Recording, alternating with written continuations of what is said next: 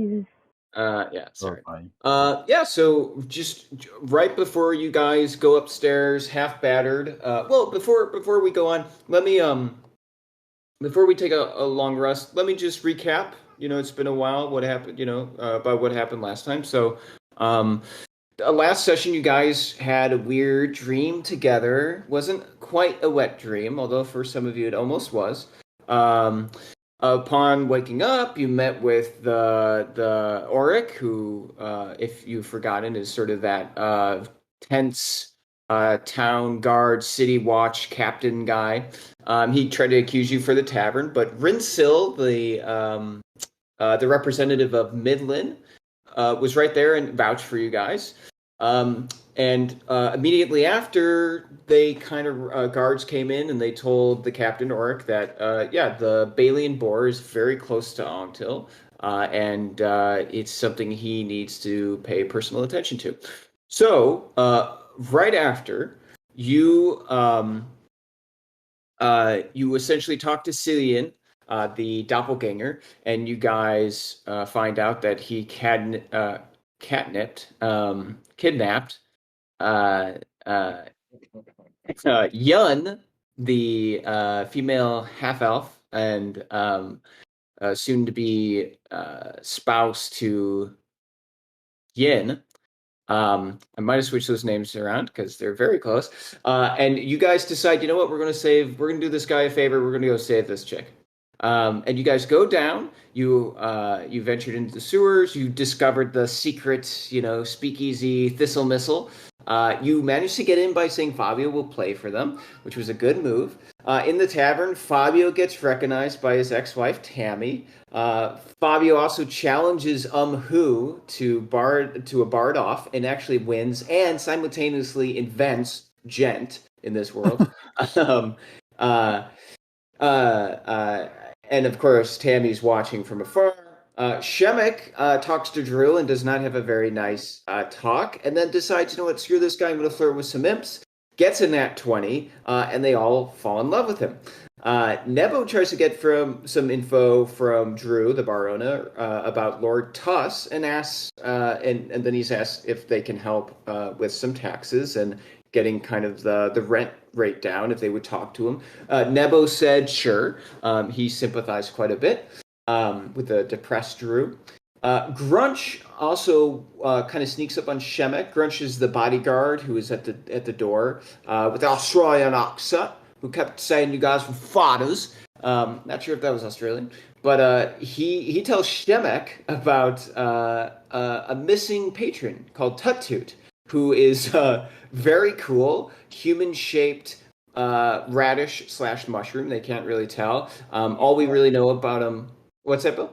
He fucks. And I was about to say, one thing everyone guarantees is this guy fucks, whatever that means. Let's see. Tammy manages to brainwash Fabio and brings him out of the tavern. This is when things were getting spicy. Leads him out of the tavern with Nebo trying to stop him and managing to get punched in the face because Fabio was too thirsty for his ex-wife. Immediately following, Tammy manages to push down Fabio into a something like a sewer vent, in which you guys or Fabio was met with the hag. Immediately following, not sparing a moment, Shemek dashed down heroically with a half mass because what he just experienced with these imps, and was feeling pretty cocky and managed to lodge their axe into the side of Fabio, nearly killing him. Thankfully, Nebo saw this all and raced down and healed him instantly right before combat. Very slick. A little bit low point for the team. And after that, you guys fought off a harpy, the hag, and these two oozes. And it was a pretty tight battle at some point, at points. But near the end, you guys actually were so confident that you spared the hag's life and did not spare Cillian, the doppelganger's life, and you left him down there to presumably get eaten by this hag when she wakes up with a nasty ass headache. Um, and so then you just take them back. You took Yun back. You discovered her down there, and you brought her up to okay, her name was Lynn, not Yin. You brought up Lynn and back to Yun, who said, this was great, and he didn't say too much, but he did give one of you a note with an address on it, and basically was like, hey, head here if you want. And yeah, so that brings you to right now. I would say right before you guys go up to this rest, you do see Rinsil, who is very happy to hear about your accomplishment. Sort of tell you he's going to go to his own lodge, which isn't in the tavern. He is kind of here on royal stay, and he basically says bye to you. He's noted your acts of heroicness, and he said he's willing to talk to the Queen of Midland about it. Should you guys do more, hopefully you guys could run into him again and tell him a little bit more about that. But yeah, so you guys take a long rest. Shemek, you have some naughty dreams about what could have happened and a little bit of what did happen. So kind of a weird, violent, sexy dream. Mixed feelings there, but nothing too bad. Nothing like last night. Um, Fabio, you have a straight up nightmare about your ex-wife. Pretty much the whole night just replays itself because it was pretty nightmarish for you. Although you did invent gent, so your music that you were playing is actually playing throughout your own dream, and so maybe a little mixed feelings there. Nebo, you're pretty proud of yourself. Brilliant. You dream of nothing much. You think of the hag downstairs, and there's a vague in the sewers. There's a vague image of you guys kind of talking over some tea, but it isn't too nothing you really wake up with a distinct image of. And so yeah, you guys are now presumably waking up or in the tavern, and it's up to you, whichever place you started, and you can decide what to do. Yeah. You were talking about catching up with somebody and talking about them more. I was reading a thing. Were you talking about Rinsel? Yes. He Rinsel, okay. Yeah, he was just like, "Hey, great job. I'm gonna go because I got shit to do." And you guys are now presumably woken up downstairs in the tavern. There's a nice fire. It's still dead. It's morning-ish. It's mid-afternoon. You guys were pretty beat up. Like I said, it's well lit. There's no music or anything. The bar is still empty. The guards are still scaring people off. And yeah, you're free to the bartender's there, and it's empty other than you guys, frankly.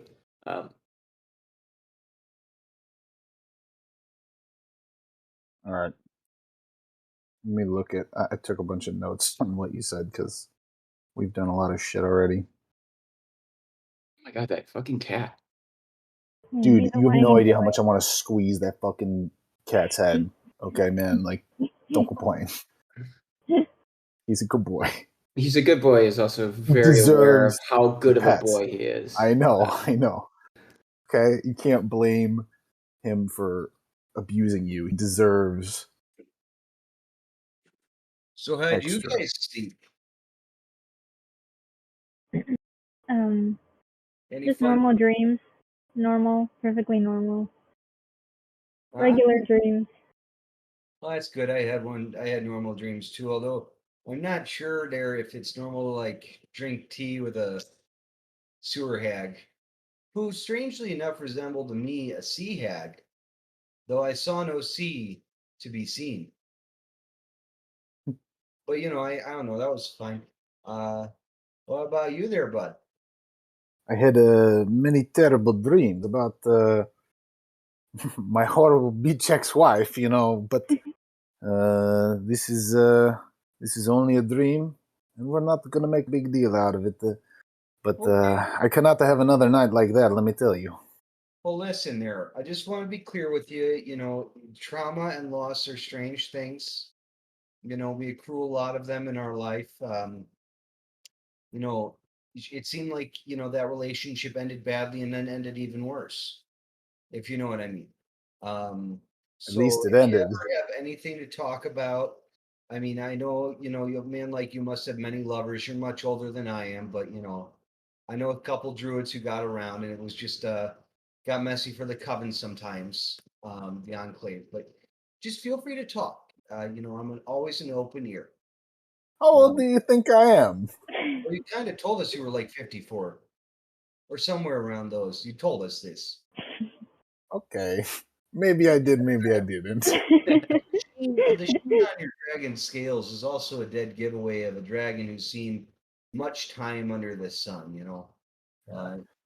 Hell, I'm surprised you guys don't shed those exoskeletons, but Are you saying I look old? I'm saying you look distinguished. I appreciate your honesty. Yeah, honesty. So anywho, so guys, we're kind of still up Shit's Creek, if you know what I mean. We just did a great thing. We did. We had a great day. Yeah, I mean, we succeeded in many regards, but you know, if you notice, we're still kind of in this this bar, and I was planning on going far and wide. I don't know about y'all, but there's a lot of mysteries, and there's a lot of peculiar things happening. You know, civilization is strange. When you get enough elves, dwarves, humans in one spot, they just have a lot of crap. I mean, for one thing, there's an entire. This was mind blowing to me. There's an entire feudal system underneath this feudal system. Remember that Drago guy? He's paying taxes to a death knight. Like physically underneath us is a identical kingdom. Like that's so fucking weird. Well, anyway, so like we could make real good ends if we could help with that. But at the same time, there's this weird conspiracy, I figure, with, you know, that fucking changeling, right? He steals this half elf from this guy, and the barman told me that this was like a pretty significant marriage between a full elf and a half elf. And then I get slipped this like secret note, you know, like that's a weird fucking thing. Who just hands you a secret note? Like I mean, it's new to me at least. And then, you know, I'm not sure about you. Did you hear anything else in that bar? About a mushroom guy to look out for. Yeah. Is that described as member or as person? His person. What about this mushroom guy? He's lost and he fucks, and his name is Toot Toot. Toot. A guy named Tut-Toot who fucks and gets lost. Okay. Well, did you know it? Did they say anything about where he was last seen? I don't think so. Oh boy. What is that address we have? I read the card. Yeah, you read that it's an Ongtil address. It's 752 Green Stem Lane, and it probably isn't hard to get to. You guys can go there if you want. We know where it is? It's an address. I mean, you could ask a guard; they would probably tell you. It's not. That's what I was thinking. Yeah. We should ask somebody about this address. Maybe the bartender or somebody in the bar. I don't know where this leads. Cops, but actually, so did they give us clearance to walk around town? You think? Because last I knew, we were locked in this fucking place by that Cyrodiil bitch. We just handed over a fugitive or a captive evil person. We're heroes here. Of course we can walk around. All Auric was saying is that rather than being locked in a tavern, you are being watched. You are people of interest. Yeah. Of course we're people of interest. Look at how sexy all of us are. This is true. Can I get a flex, Shemek? Show them. I mean, show the people how your muscles glisten and shine in the sun. Shemek Not that we can see the sun. Puts on some oil. And flexes. Yeah. Roll me just a d20. See what you get. Let's go. Flex on them. No, come on, flex on them. You Don't can do add your this. strength modifier, your performance, whatever's higher. I got a nat 1, so. You got a nat Oh. 1. Oh no. No, You damn you it. bring up these That's a big good start. arms and you try to flex, but you actually just let loose a really wet fart as your body tenses up. And it smells terrible. It is Oh. bad. And it's one of these weird Shame. things where, like, normally it wouldn't be that big of a deal, but it was just such a like Fabio kind of boosted you and was like, "Hey man, show me those guns, man." And yeah, that just made it that much more awkward. Yeah. So I've slept in a lot of dung piles. I've been trained by druid masters of scouting to sniff out every dung and trace and urine of all creatures, but by the Lord, even fighting a sea hag, what are you eating? You need to take care of yourself there. I have no nice way to say this, but that is one of the smelliest shit farts I've ever experienced in my life. Run out to the privy and make sure you didn't like sack your long fart. Oh, no, I'm good. Every morning I make a pretty intense smoothie. I throw kind of everything in there. Is that what you call your poops? I No guess you voglio vivere. And throw me a saving throw, so another d20 with your athletics Saving throw. modifier. Okay. Give me a second.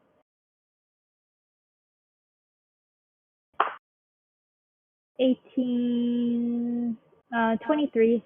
You did not shit yourself.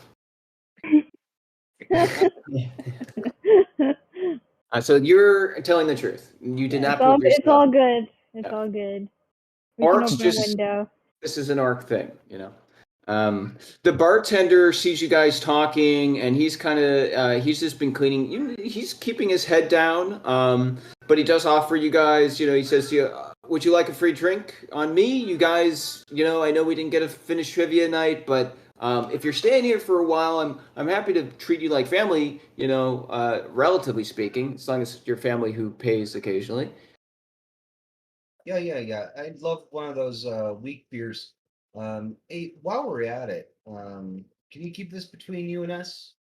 I got this address, right? You see, I hold him the card. I hold up the card. I don't give it to him, but I like so he can read it. Do you happen to know if you could tell us how to get there from here?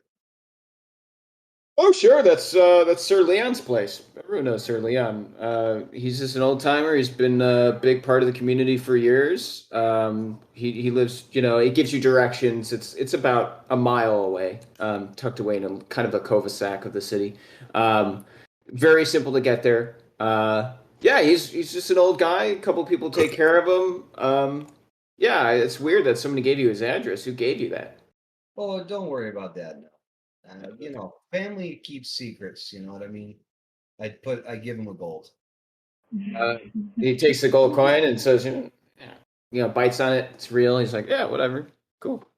A gold is not for eating. Well, if any of you guys went around, I'm happy to. You're being so kind, sir. We appreciate the breakfast in the room and all that. We're gonna see that this bar gets up and running, as well as some other bars that may be in the vicinity. You've been a lot of help. Yeah, thank you. I mean, until that fucker Auric lays off, I'm probably not going to see many people for a while. The city guard. I mean, if they pay attention to you, it doesn't matter who you are. It's a big deal. You know what they say: as above, so below. He kind of gets nervous because he thinks you're referencing the hidden bar beneath his bar, and he just stops talking. Yeah, that's the right attitude there, bud. Guys, I know how to get there. I'm gonna finish my drink if you want a drink, and then we'll head off to Mr. Sir Leon. Sir Leon. Leon. Yeah, you guys drink. Is there anything you want to ask the bartender before you go? What is your preferred gender pronoun?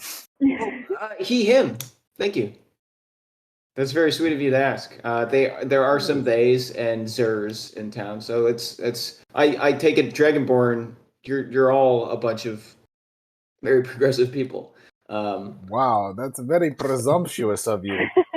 Oh, are you backwards? And he says that like without realizing that's a weird thing to say to someone. Maybe, maybe not. Real quick, you happen to see where Rinsel went? Is he anywhere around here? We might want to catch up with him a little later. Ritzel? Oh, yeah, he's probably in the palace. I mean, he's from Midland, right? So, you know, the priests take a big deal about that. Certainly the elders do. They're going to keep their eye on him. It's kind of funny that he even showed up here. I mean, evidently him and Oric know each other somehow. I don't know if you noticed, they were chatting like, a bunch of schoolboys. You recall there's a moment where they don't talk, but Oric just looks at him a certain way and listens to him, which apparently, yeah, right, very strict. Yeah. I don't know much about him, but he seems like a nice enough guy. It looks like you guys might be working for the Queen eventually. That sounds pretty cool. All things further down the road. Yeah, I hear well, never mind. I'll let you guys go. Thanks. You've been a peach. Thank you. Thanks, bro. Anytime, dude. And he kind of gives you these finger guns, and he kind of smiles too long at you, and then he notices, unless you're into that, did you like that, or did you feel that was weird, Shemek? Oh, I liked it. You liked it, or didn't? I did. Oh, okay. He smiles way too long at you, but you're a nice guy, and you don't think anything. Straight at him. You guys make a lot of eye contact. You guys leave the bar, and you come before a remarkably calm and serene street, where the constructs of elves and nature seem to seamlessly intertwine before you. All the wood seems ancient, and though obviously created by elves, it's as if it rises from the ground naturally. It's that interwoven with the nature around it. Because of this, everything has like kind of a certain invisible gleam to it. It's like every building is sort of an ancient artifact with some vague, dormant power within it. Families and Ongtil elves are kind of strolling around leisurely, but noticeably there are a lot of guards.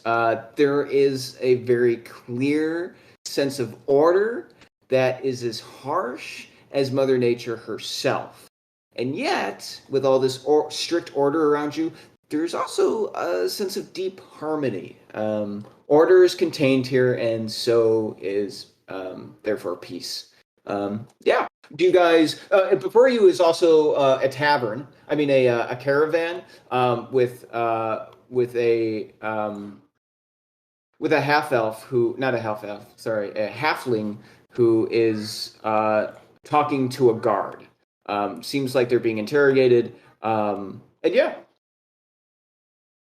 Seeing as the environment is so sort of pseudo-natural, like in harmony or whatever, I'd like to.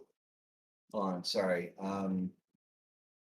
Utilizing my Mask of Wild Elf Descent, I can attempt to hide even when I am lightly obscured.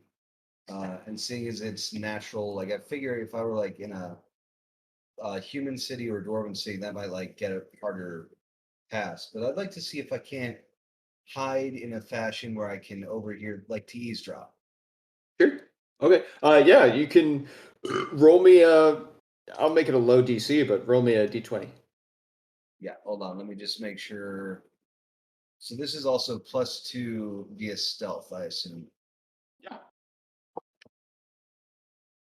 I do not hide. I got a 4. Yes. Okay. You did need it like a 7, so that is too bad.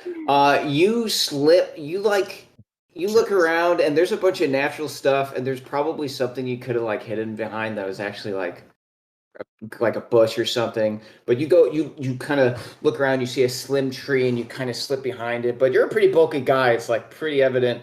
You're right there. All the guards kind of look at you.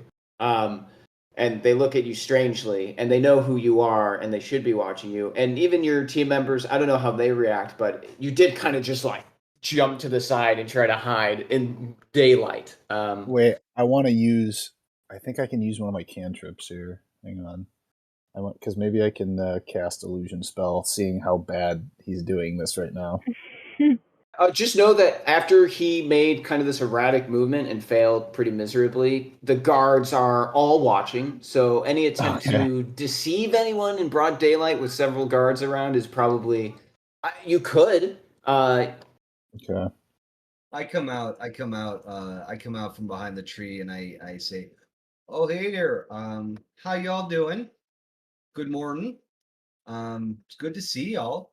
I was just wondering how the interaction with the Beylian Boar is going. I understand that just last night it was outside the walls, and Cyril seemed really upset. Are you talking to the guard who's talking to the halfling, or did you go up to one of these other guards who are kind of just in the street? Just the people who are around, just made it Oh. like pass it off as kind of like oh hey, good morning, They're like Beylian Boar, and the kind of word spreads, and because there's only a few people, but the groups are like Beylian Boar. There's Beylian Boar. A couple guards come up to you and kind of look at the situation like there's no Beylian Boar. All right, we don't know who this half elf is, but don't listen to him. And they actually take you by the side. Several guards come up, kind of like in Wilmette when you get a speeding ticket and like 8 fucking cops show up. You are surrounded by guards, and just you, because you managed to bring up the Beylian Boar. Listen, how do you know about the Beylian Boar? Well, Cyril told me about it. Who is Cyril? Head of the town guards. Auric told you about the Beylian Boar. Yeah, I've been taking to call him Cyril.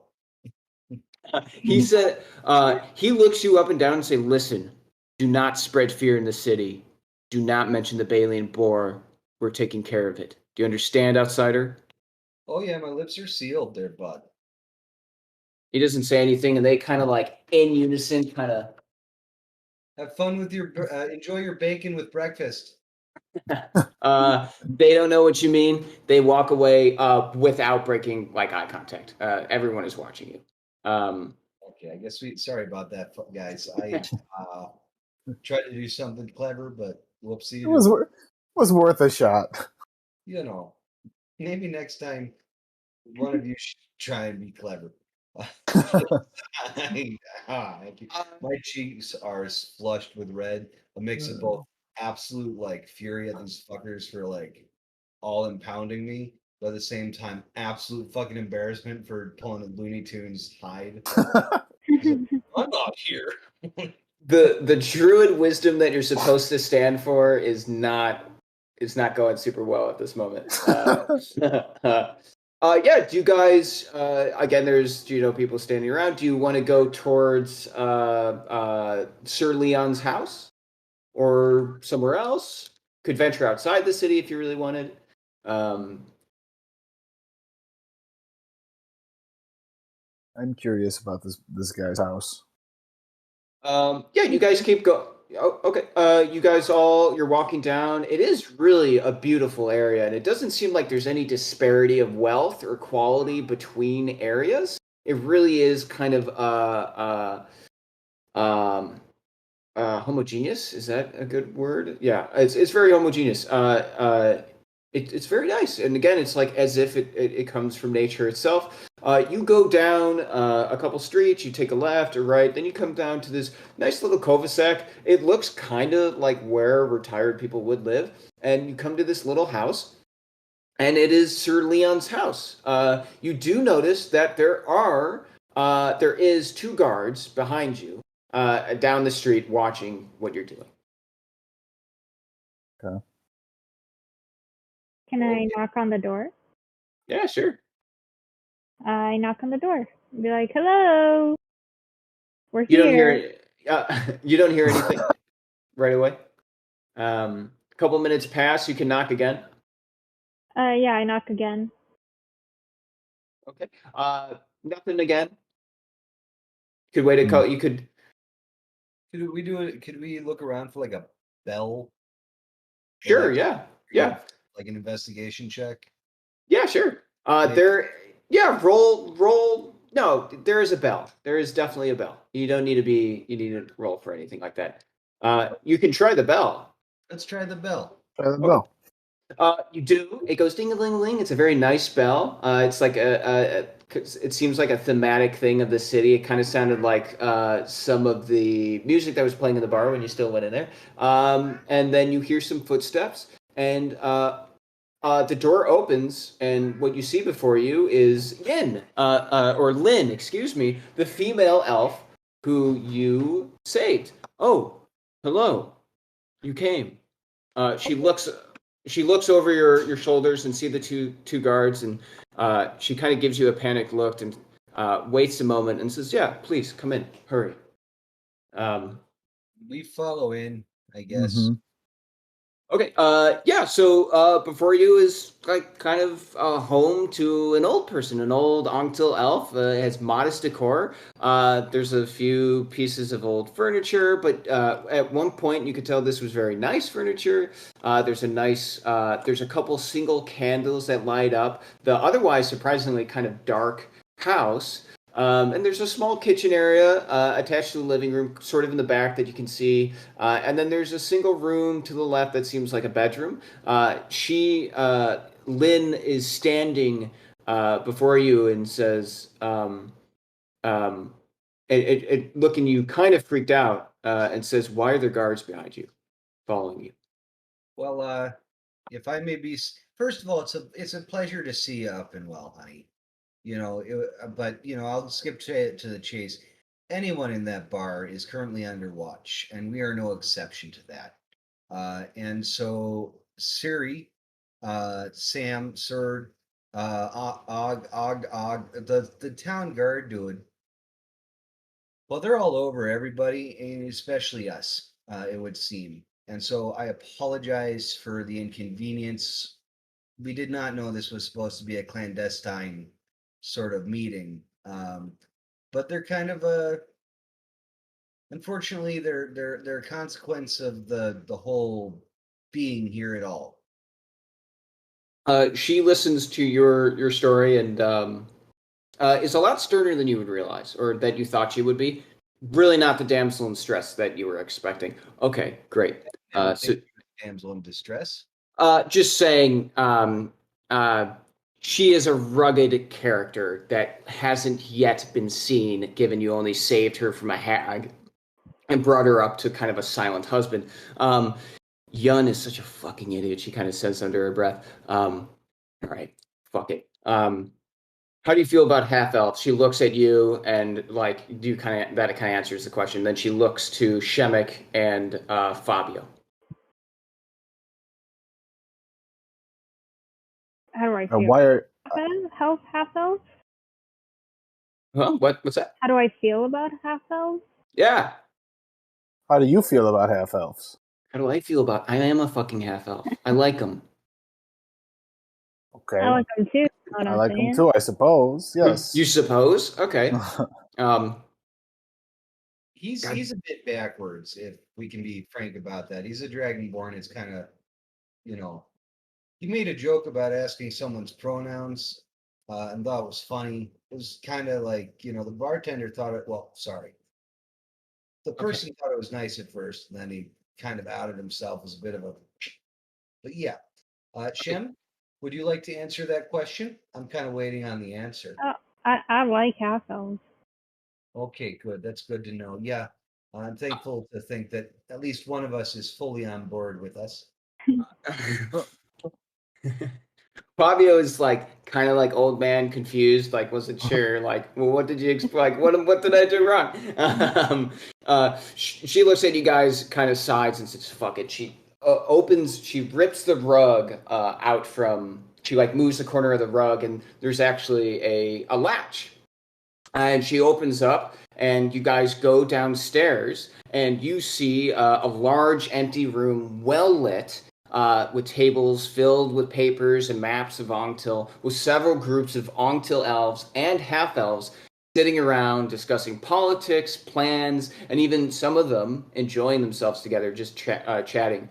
In the center of in the room, there's a large rectangle desk, and with it, a half elf. Half elf, female half elf, and Yun, the male Ongtil elf that you saved Yin for or whatever.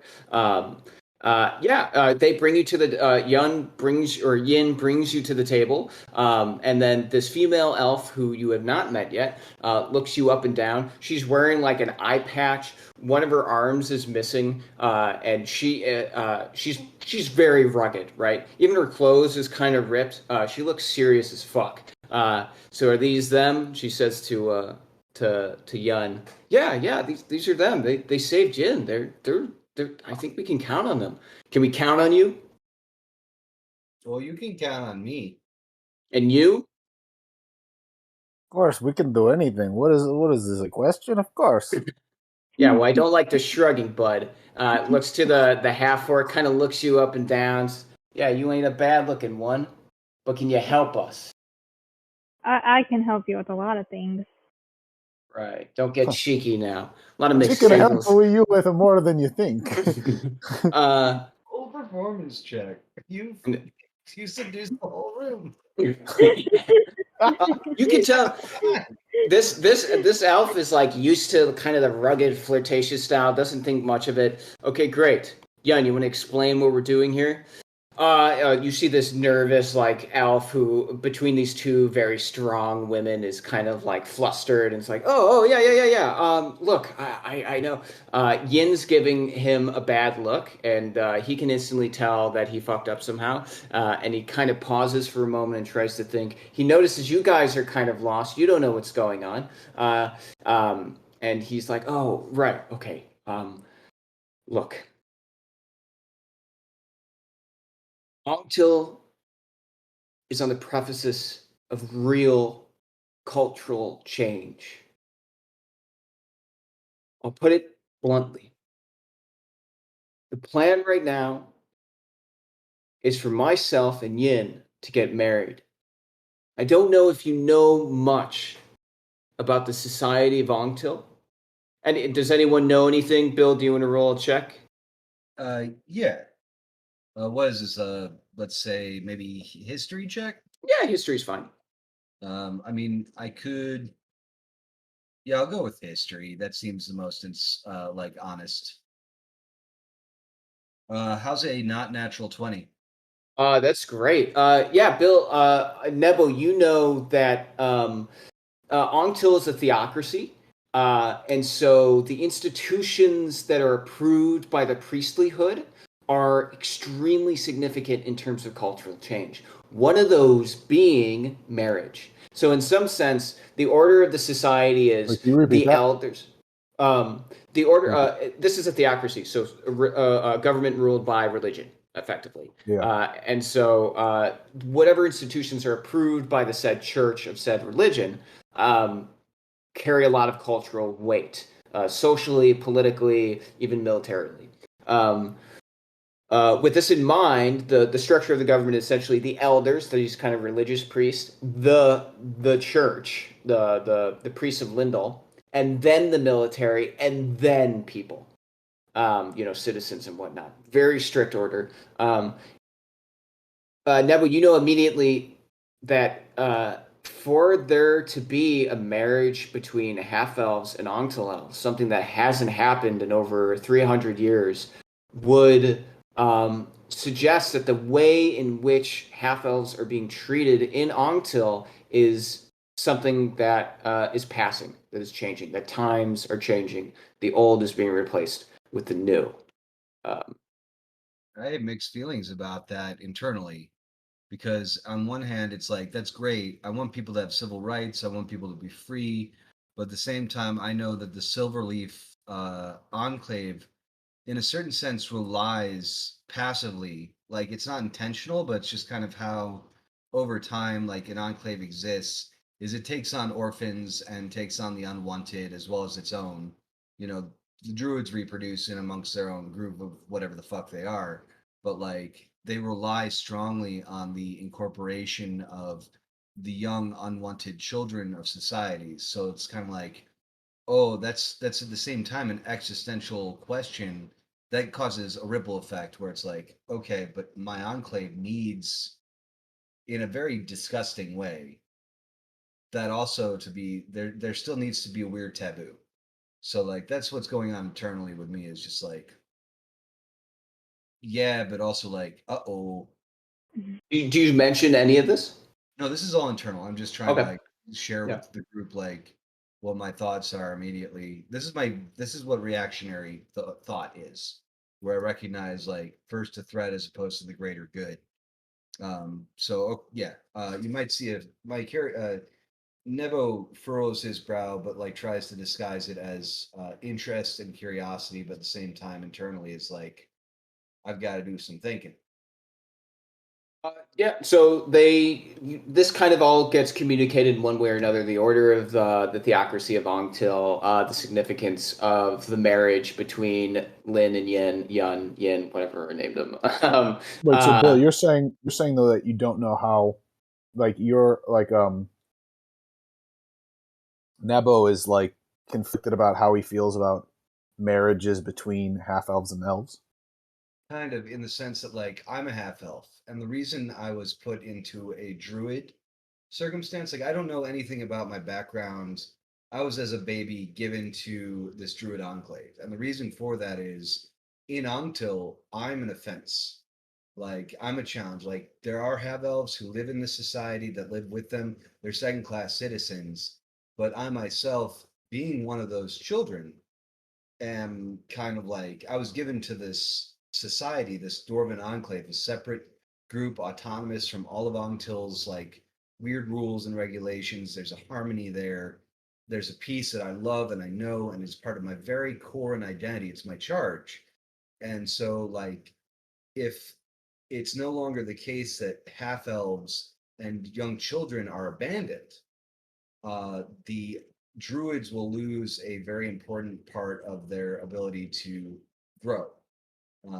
Like no new blood will come in, and that's kind of like a big ooh boy. Oh, I see. It's weird because it's like a shitty process, but it's the only process that keeps your people alive. There's a thing that happens in Ongtil called the first death, which is this is lore that Bill knows that you guys haven't run into yet. I can just tell you that it will explain things in a coherent way where it might be useful later on. Is that if you are unable to take care of your kid, or even if you don't want to, or if you want to donate him to the state or them to the state in some fashion, you put him up for what is called the first death. And in the sense, you die because you are taken away from your family and you have a new existence that belongs to the state. So everyone who gets donated essentially to the state loses their last name and actually replaces it with Ongtil. Like they are a child of Ongtil. So that's all fine and good, but occasionally they do get half elves, and when you're a baby, you can't really tell exactly what's going on with the donation. So in Bill's case, he was discovered to be a half elf at a very young age, and he was given off into this druid enclave, which survives on this kind of human trafficking almost of cultural rejections of Ongtil. Yeah. Yeah. Hey, at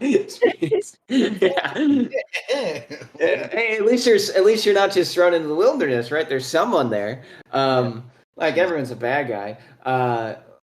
Yeah, so they explain this to the theocracy and stuff, and Yun continues and says, "Look, right now we're looking for a priest, any priest who will sanctify the marriage. My question to you, please, for my dear wife," and he looks over to Yin, who is a bit begrudging, but you can tell there's love there.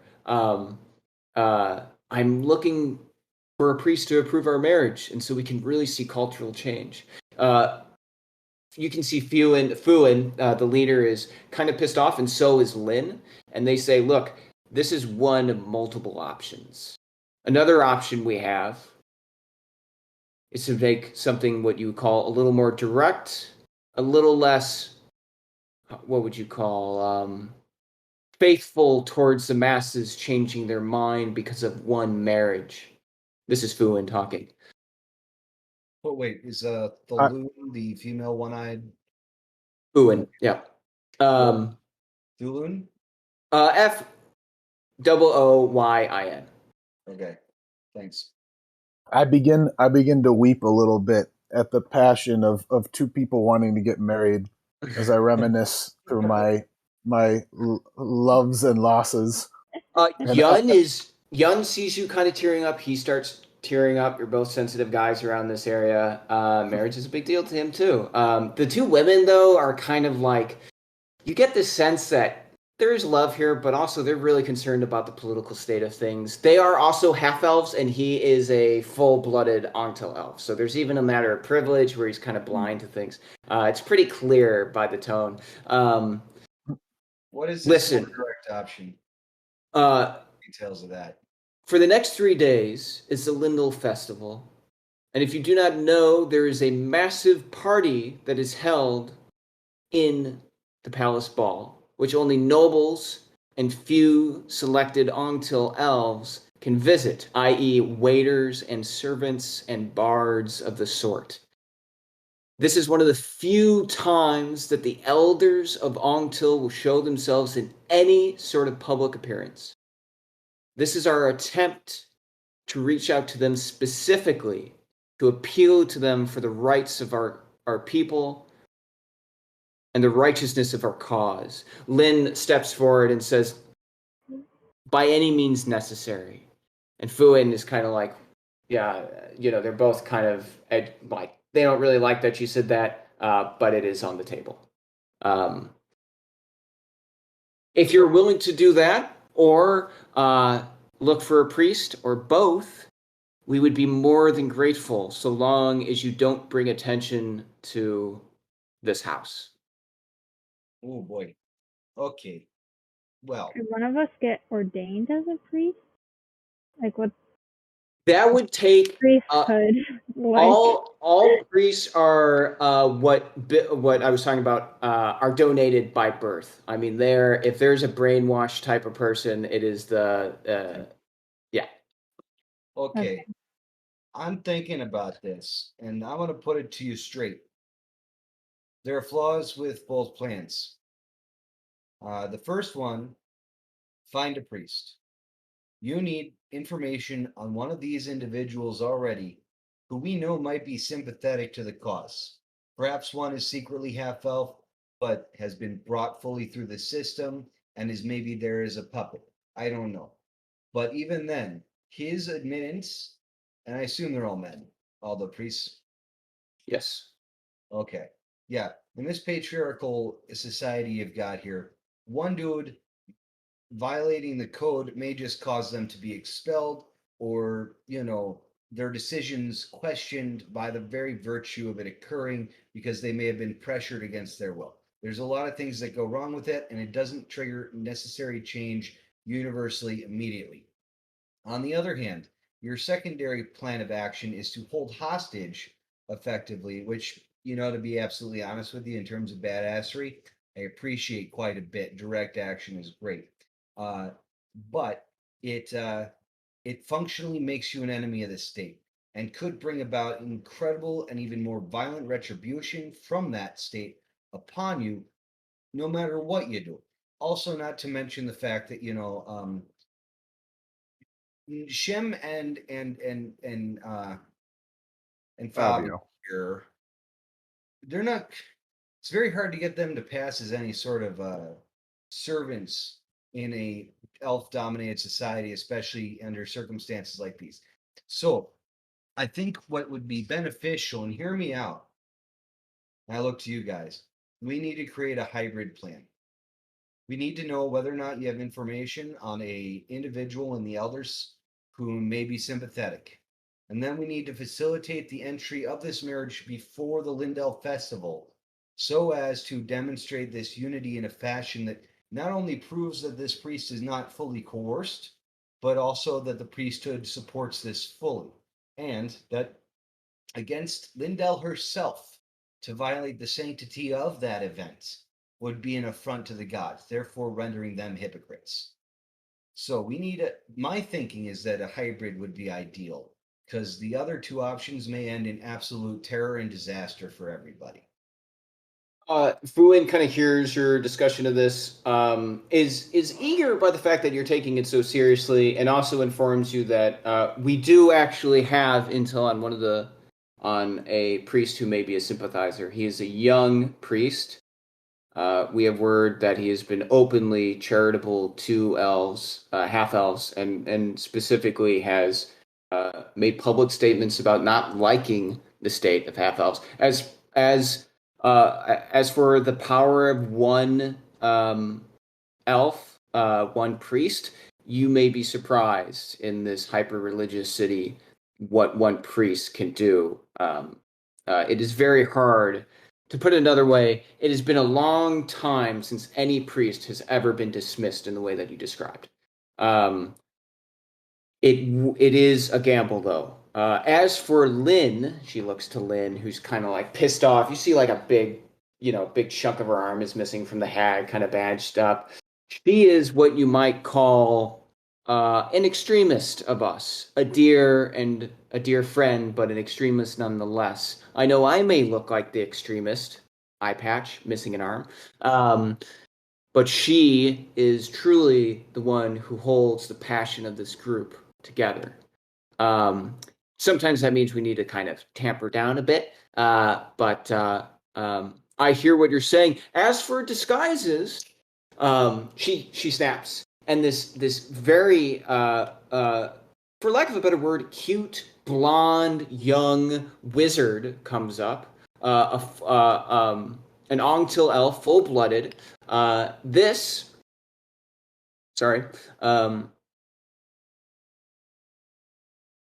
is Bo.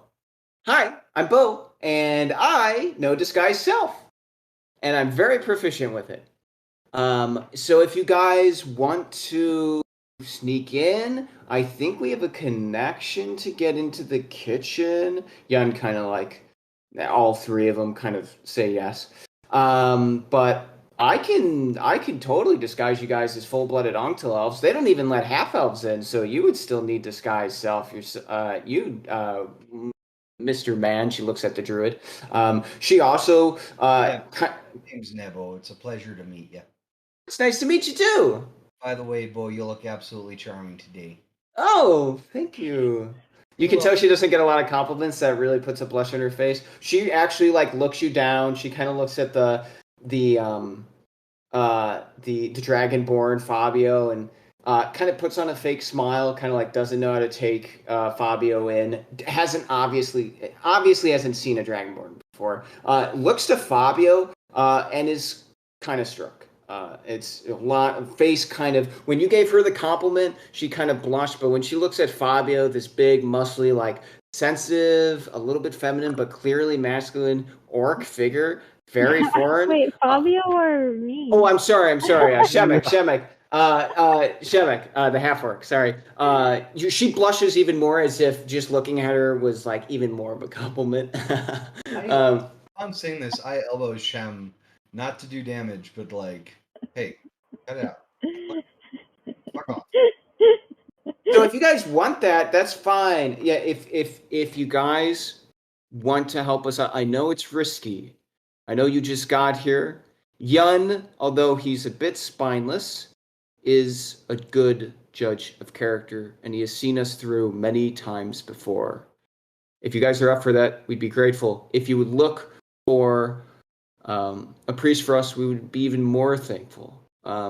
In matter of fact, Lynn has let me know that you have been followed by police, so maybe it would be better if you use disguise self, regardless if you go to the ball. Well, I mean, that'd be natural. That's 2 weeks from now, you said, right? No, that's happening all week.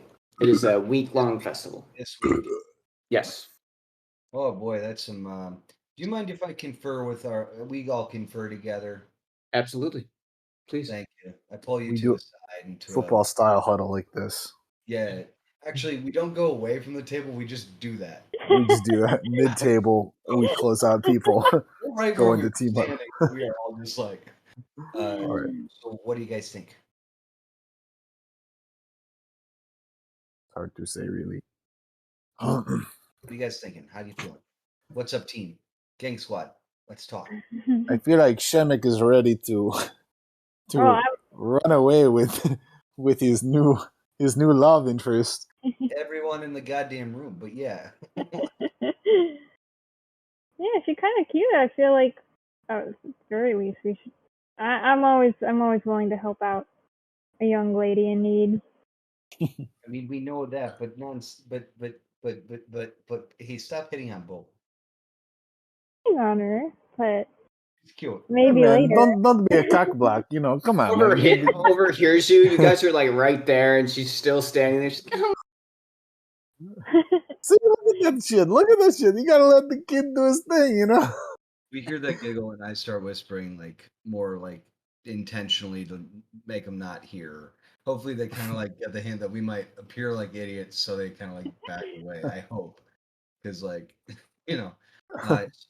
Okay, so if you guys are down to help, what do you think of the plans? We kind of got three options here. Why don't we just kidnap the priest? If persuasion doesn't work, we can use force. Yeah, I mean, who's gonna tell the difference? We tell the guy, "Hey, do you now the man and the wife," and then we just throw them away. Nobody knows the difference. Once it's done, it's done.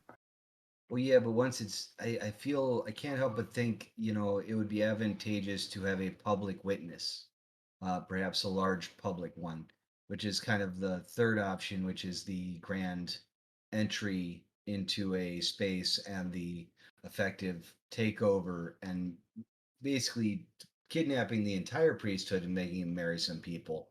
It's kind of the option where the Yen was talking about. I like that one. It's Okay. violent. We'll have effectively, depending on the skill of this cute wizard here, we'll have like effectively an hour or more in disguise self to execute that plan. If I know anything about that, my thinking is that we talk to this potential heretic esque figure. We try persuasion or force. That's a branching option for how we deal with him. And what we propose potentially is that he agrees to marry them during the Lindell Festival in front of everybody, and that we, in our disguise, serve as a force of defense against those who would try and interrupt this. I like that. Bodyguards. Effectively, in fact, we are the security for the marriage ceremony. That's what I'm thinking. If you guys object, I'm all ears. I think the plan is perfect. Marriage security force. Okay. Could turn it into a business. Because Shimmick thought that he would be involved in some way of the wedding planning itself. He really likes that kind of stuff, but You are. yeah. No, you should. Once we get out of this football huddle, whatever football is, you should also suggest, any skill sets that you might have. We've got a few days. We've got to just make sure we get the priest first, and then after that, we can set up the whole affair. Maybe making it a grand hurrah on the last day, which I assume will be some sort of big thing. Then we get to celebrate. Yeah, and in the meantime, during this few days, you can like help out with the wedding design if they're into that. Yeah. 'Cause I'm telling you guys, I make a mean bouquet of flowers. I'd be happy to see that. And by the way, I'd be happy to ask you to crochet me a knit cap. Oh, of course. Thank you.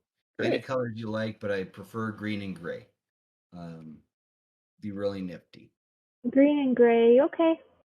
Thank you. I know they're not the most exciting, but they help me blend into things like myself. Anyway, all right. Team Humble, Gang Squad, good? Yeah. On the count of three, Gang Squad. 1, 2, 3. Gang Squad. We break circle. Great. They see you. They thought the gang squad. They'd never heard that word before. And they're just waiting. Yeah. Have you made a choice? Oh, we'll help you. Great. Are you willing to help us with both? One? Well, we're gonna make both happen. Oh yes. They Here's kind of our- look to each other and they're like, okay, yeah. First of all, I want information on this priest. Where can we find him? And what's his likes, dislikes, and all the things you know about him. Anything that might be useful in getting him to effectively help us in our endeavor. Yeah, absolutely. We're actually stationed only about 2 miles away from the Lindell Temple that he's stationed at. His name is Yaitu. He's very young. He's just over 20 years old. He's one of the youngest Lindell priests that have ever been ordained. We don't have a lot of information about him other than what we've heard him publicly say at some of his sermons.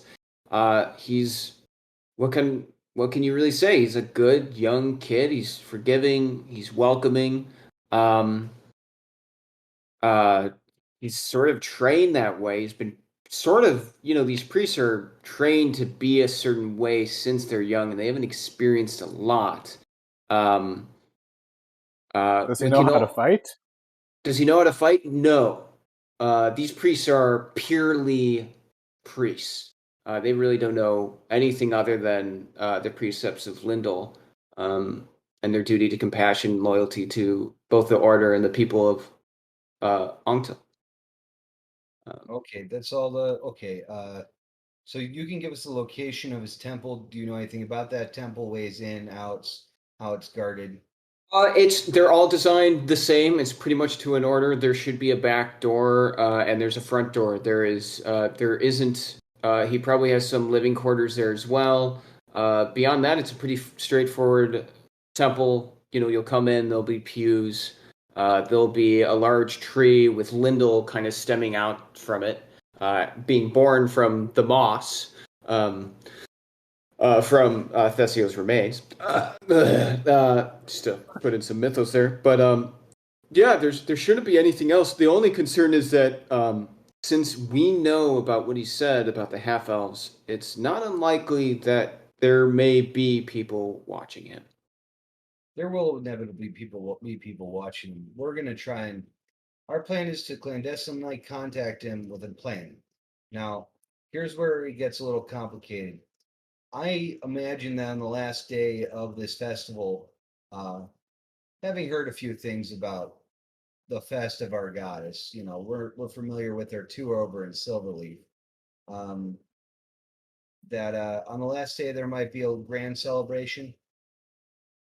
Certainly. Everyone present.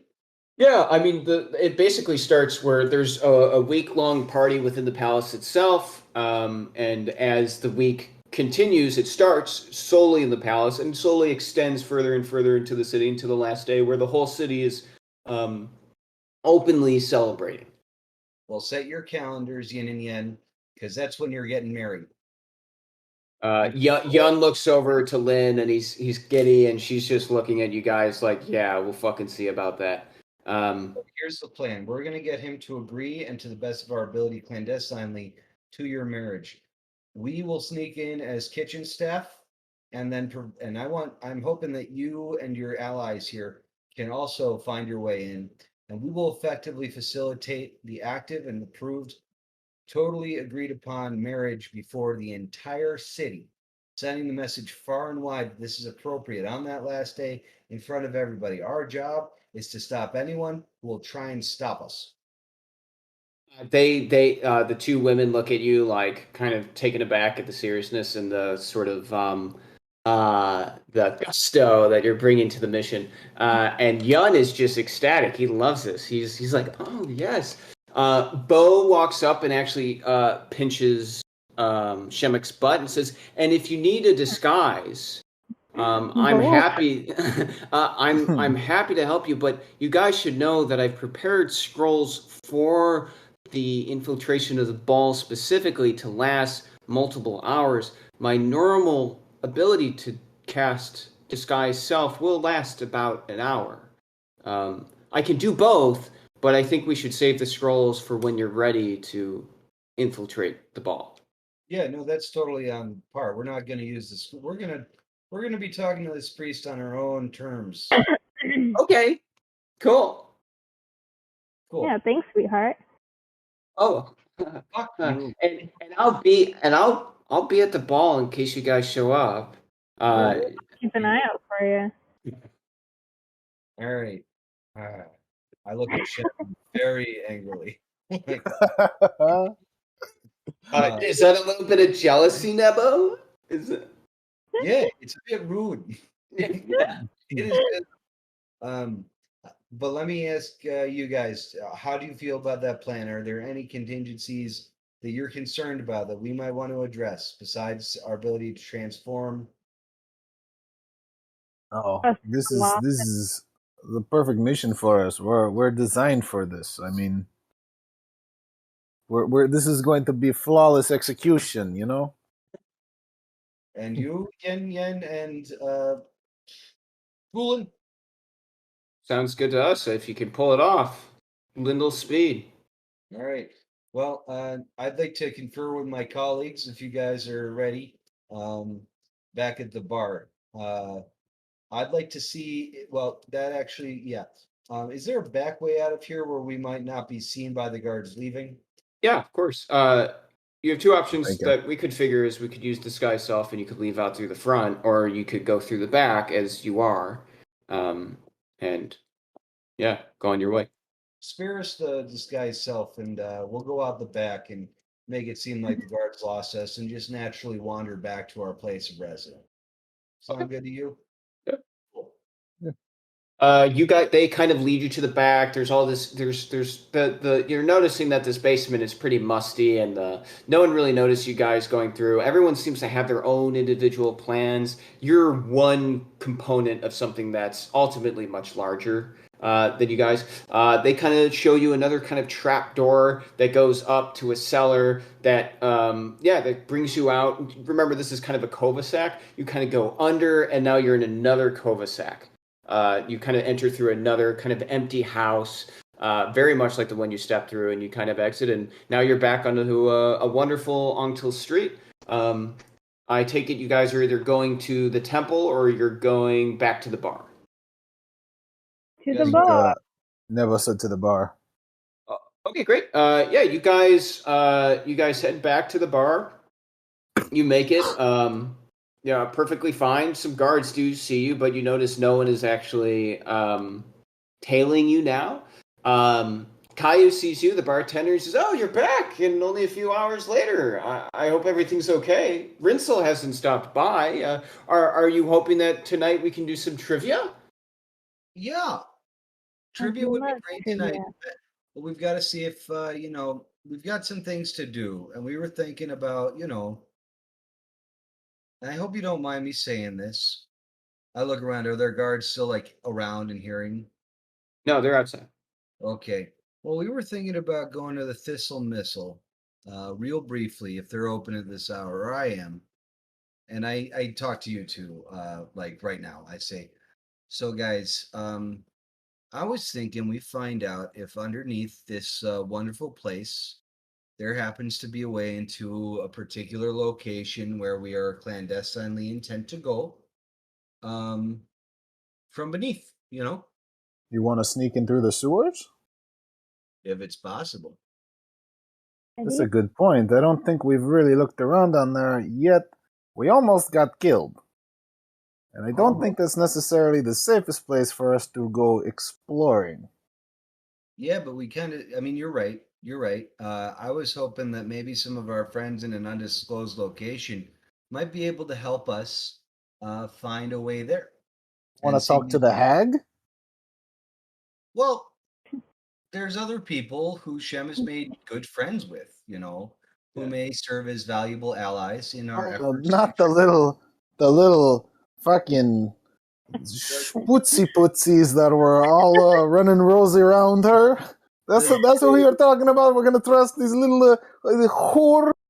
The culturally appropriate term is imp, sir. Imps, gimps. What's the difference? They're all sexually devious little. Anyways, I will not stand by Isabella, Stacy, and Rachel getting insulted like that. And you yourself, you were married to a bird woman. Don't talk about my ex-wife. She was the You love of killed my her. life. She was a beautiful. Bird woman. I just I mistreated her. I just needed to treat. I'll treat the next one much better. You know. No, I mean, I'm still wait. Was that your only marriage? No, I've been married a few more times. look, we've got allies in low places, like the song goes. I got allies in low places where the sewage flows and the blue places the blue way. You know that song. You're a bird. You guys should know that one. I can't help myself. I always like a good song. So, that's an option. But I guess, I do apologize. I've kind of gotten a bit single-minded here. I spent a lot of time on my own and a little on my own. So and hey, bud, you've been great listening to all this. I'm telling the bartender, if you're okay with this sort of talk, hope Yeah, you don't. just be quiet about the Thistle Missile. You can tell there's some patrons around. You can go behind the bar and do whatever you want, but just please, for the sake of trivia night, don't talk too loud about the Thistle Missile. What are you talking about? The Thistle Missile? Yeah. This guy has said it 3 times. You're the one. Trivia night. Sorry. Trivia night. Yay! I raise a Trivia cup night. really empty. But Great. yes. Do you all three go down to the Thistle Missile? I take it, or I guess what I wanted to ask is what are you guys thinking? Because and I'm gonna pee real quick, but I feel like for the last few minutes I've kind of very very much. you guys don't all need to go to the same place. If someone wants to chill here or do something else, you could technically do that. That's what Bill's getting at. It's like, hey, that, and also other plans, because I play a lot of solo strategy games, and so that comes out in sometimes. Yeah, you're very much like, okay, we have A, B, and C, and D. Let's see if we can do all of them at once. And that can be. I don't want to fuck you guys over. This is your game tool. No, I honestly, I really appreciate the fact that you've got the most experience, and so, and I think it plays a little bit into my character too. That he's a little bit, again, he's kind of not to give too much of him away, but at this point, he's failed so many times. He's almost just kind of become a drifter, lost, hopping bar to bar. So every time you say go to a bar, he's very agreeable just to go to bars. It's almost like he's more reluctant to get into battle and do quests than he is to just chill at a bar, drink, and try and pick up loose women that are the scraps of other it's almost like he picks up the scraps of Shemek, encourages him to go out, try, fail, and then whatever he fails on, I go and approach second. He's just a terrible 56-year-old guy looking for love. Number 4, the one Jimmy didn't name. Huh? Life is going to be imp number 4, the one he didn't name. Yeah. Fabio has big time this John Travolta. No, who is this? This guy vibes. He's John Travolta. John Travolta. Dude, that's exactly like him. He's just, I don't know why. It started with my dad, and then it started to become more. Now that I'm with Max, I just basically started using Max's voice. I dropped my dad's voice after half a game. And I was just full Italian. Now I'm he's just full Italian. But I'm starting to figure out the character more and more. How fucked up his past is. Okay, great. I take it you guys want to? I'll wait for Bill to come back, but you're all down actually, with. Truth be told, I was almost confused at the very beginning. I thought we were at the Thistle Missile. I didn't realize we went to the above bar. You went to the above one. So that's where I thought we were at first, and then I was like, oh shit, we're up there. So yeah, I let's go to the Thistle Missile. Thistle Missile.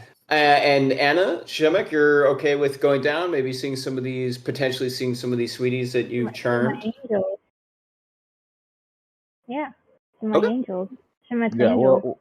We're all. You guys head down to the Thistle Missile. You knock on the door. It opens up. You see these 2 green eyes. Back.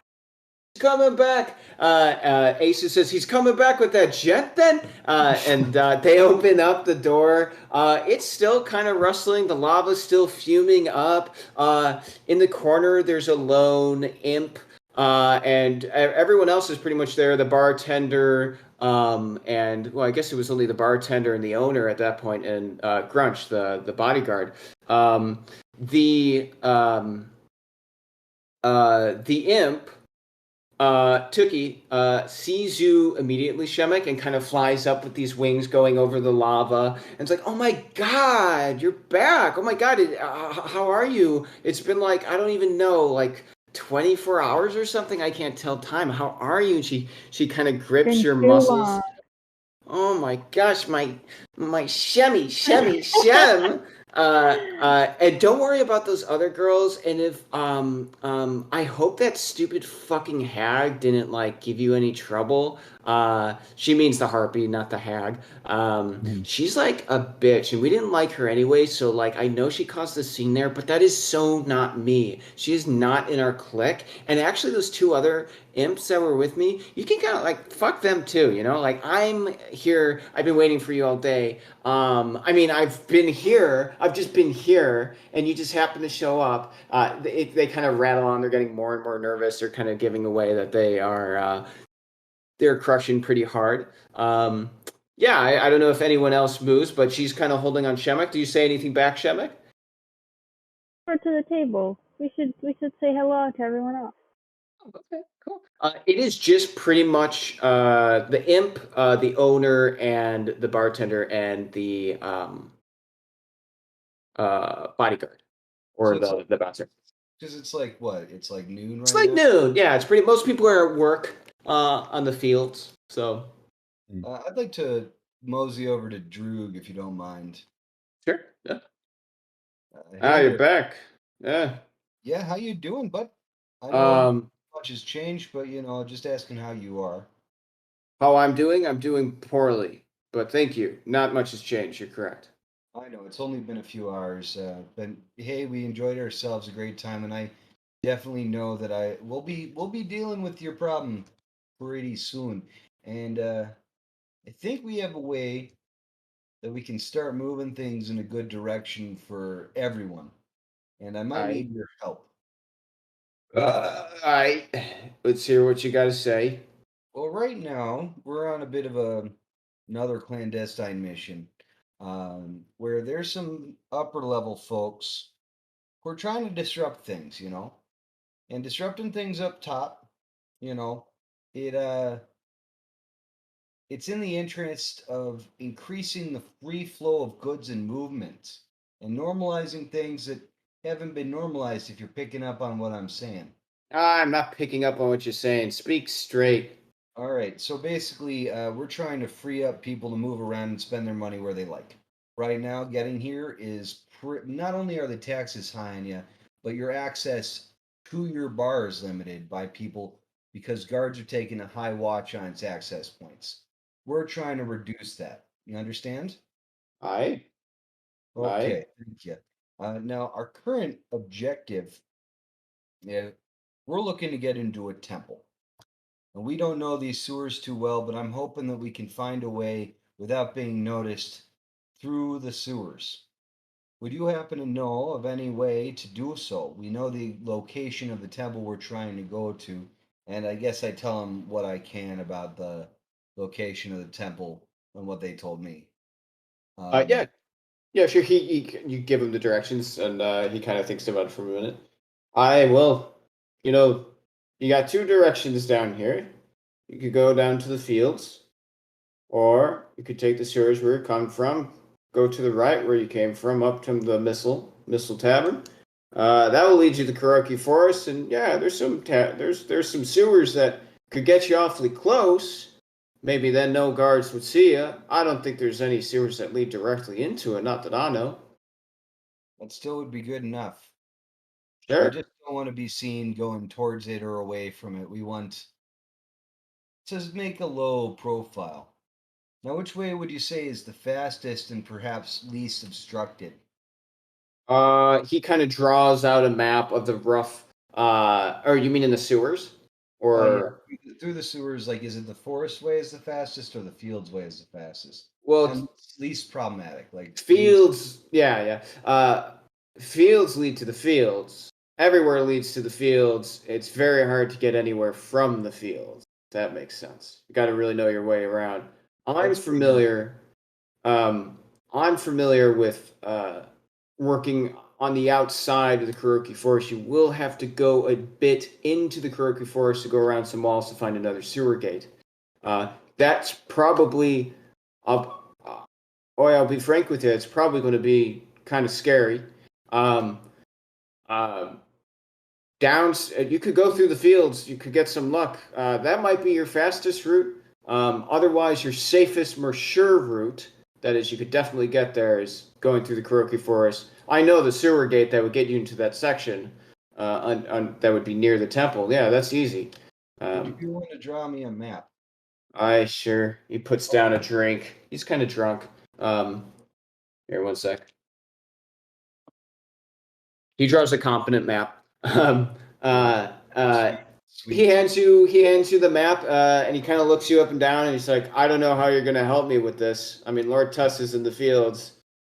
That'd be great if you talk to him, but I'll trust you, kid." I give him 2 gold. Nice.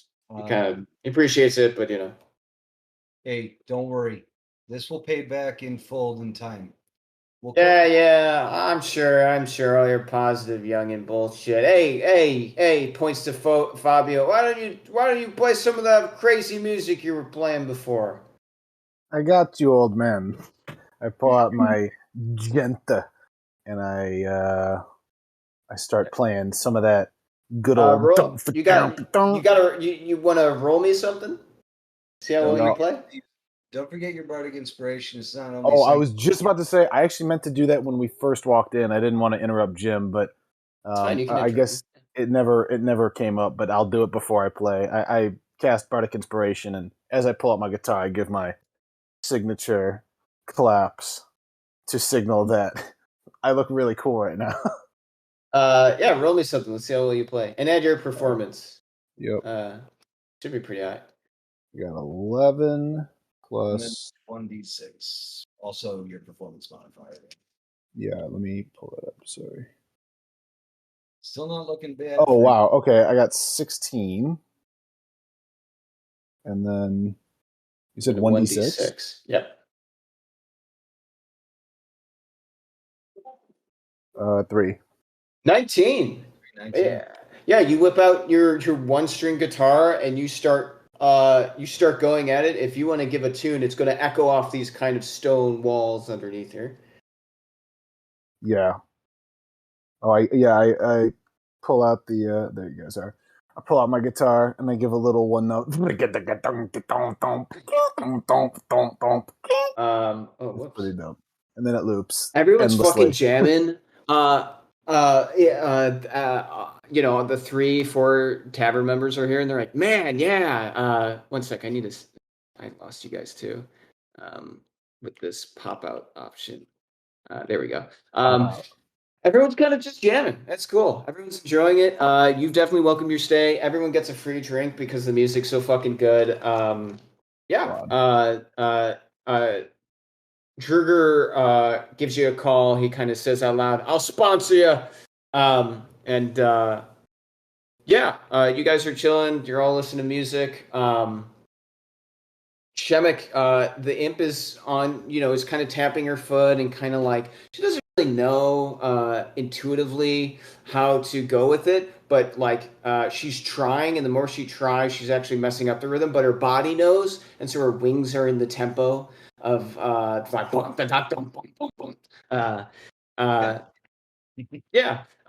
great. What are you guys doing? I've come over to you guys and I tell you pretty much everything that transpired. I have a map to a place called the Pierogi Forest. We'll have to traverse it to get to the sewers that will get us to a point close to our exit point where we can then probably unseen enter. I imagine the speed at which it will take will probably allow us to get there at nighttime, further making it better for us to sneak more covert. I thought it was the other way around. I thought the sewers are like right next to us. We're taking the sewers to a part of the forest which is nearby the building. Is that it? But we have to take the sewers out to the Kurogi Forest, Right. and get another sewer grate back in Oh. the city. Okay. The other way is through the fields, and the fields No, is where fuck the the fields. Death Knight is, and No, the Death Knight will basically. I've never heard of a good situation where you go through the fields. What the fuck is that? No, we ain't going through no fucking fields. The fields owned by Death Knight or the Kuroki Forest. We're going through a fucking forest and a sewer. We ain't going through the fields. I know what's waiting for me in the fields. The fields of looking death at and least suffering. at you, Shem. I know that you're used to the outland wilds, and I think I can handle it. And you're a dragonborn. You can burn them down if you feel like it. That's true. I forget I have the speech of a fire. Yes. Yes, you do. I do. In my worst accent. That was a very French. Yeah. Oh, wait. No, it's more. Oh, I gotta remember that. That's good. So, you guys want to do that?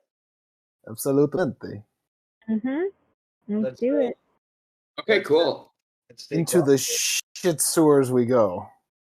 It's because we're going out, so we're not going to the dark place. We're going up and out. So the other way we didn't go the last time. That's the way out to the Kurogi Forest. Muy bueno. Make sure that's not like a Zelda thing if you publish that in your book. Is that right? One more time. Kurogi Forest. Oh yeah, I know. Scary Forest. I was thinking that the whole time. Yeah, I couldn't think of any name, and I was going to change it at some point, and I never did. Yeah. Do you have little Koroks too? Nintendo notoriously does not care about their copyright at all. No, not one bit. Metallica video games. Yeah. So you guys exit. Presumably, you're going to go to Kuroki Forest. Yeah. Okay, great. So you guys leave the tavern. You go back the way you came, and if you remember, when you went down into the sewers, there are actually two directions. You guys only went left, and then you went, to the right was the Thesial Missile, and then to the left was the Hag's Lair. To the right, actually, you get out your torch, presumably you look down, and it goes down for a little ways, but eventually it opens up into a small sewer that you guys will have to crawl through. But once you do so, it is smelly and slimy. But once you do so, it isn't too hard. You actually come out to none other than the kind of the outskirts of Ongtil in the Kuroki Forest, and immediately, you guys arrived here in a caravan on a designated route that was highly protected throughout the Kuroki Forest. That was escorted and whatnot. Now that you're alone, although it's midday, the forest kind of has its own time zone in a sense. It's vast, it's deep. You hear ominous sounds that ring out seemingly at every angle, sporadically. Sometimes it sounds like a cry for help. Sometimes it sounds like a mating call. Sometimes it's a low tone growl that seems to rumble the earth itself. It's all very this isn't a forest. This is like a fucking jungle. So the forest is very much alive, and immediately, just like there's this kind of raw aura, this ordered aura of Ongtil, almost ancient-like. This forest is definitely really ancient. Any sense of, again, magic that was kind of gleamed from Ongtil, this kind of merging with elven creation and nature, is tripled here, but in a hazardous, chaotic way. The brute force of Mother Nature, no longer in the form of a well-controlled and structured society, takes on a deeply frightening aspect. In short, there is no part of this place that is your friend. It immediately says, travel wisely. Yeah. Jim, can I ask how, as a druid, how is this vastly unfamiliar to me, or is it similar to the environs that Silverleaf kind of occupies? You're silver swanleaf, mind you. Swanleaf. Swanleaf is further north. It's a bit more spread out. A big reason Ongtil was built here is because the forests are so dense. It works as a natural deterrent. But you're familiar. You know what can get on around here. So you alone, you specifically are a little more calm in the sense that you know the dangers of Kuroki Forest. Okay, I just want to make, just letting you know that at random times as we proceed, I might want to request to make perception checks based on, not perception checks, nature checks, basically. Perception or nature, basically. Just a heads up, I might be like, hey, you say some things, I'm like, I want a perception check. Sure. I'm gonna be doing that like with nature and shit. Yeah, cool. Yeah, I take it you guys, you want to follow the map? He did give you instructions roughly where to follow. Yeah. Yeah, you guys are walking along. It is a pretty dense forest. Thankfully, your Druid Nebo, team leader, kind of has his way around, so to speak, right? I mean, in this scenario, you are familiar with the forest. This guy breathes fire. He's not around wood a lot. And although Shemek knows their way around the forest, this is on another level. This is a legendary forest. You guys are walking through, and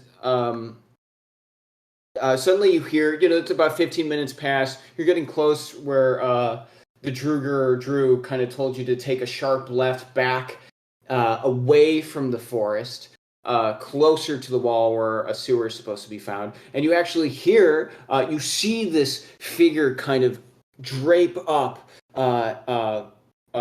from the darkness, and you kind of see this kind of wide angle shooting upwards in kind of this large, almost deformed body, and it calls out to you, "Hey, what's going on, my guys? How are you doing?"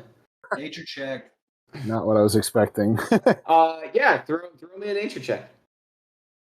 I was That's not expecting. a natural 20. Ooh.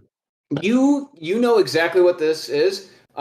This is I don't know how to pronounce it, a myconid adult. This is essentially, but it's different than the usual one. So a myconid, for other people who don't know, it's a humanoid mushroom. It's a sentient giant mushroom. Now, this is.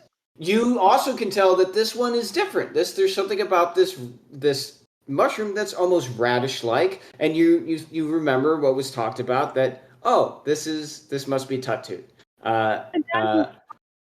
What's going on, my guys? Are you here to see me?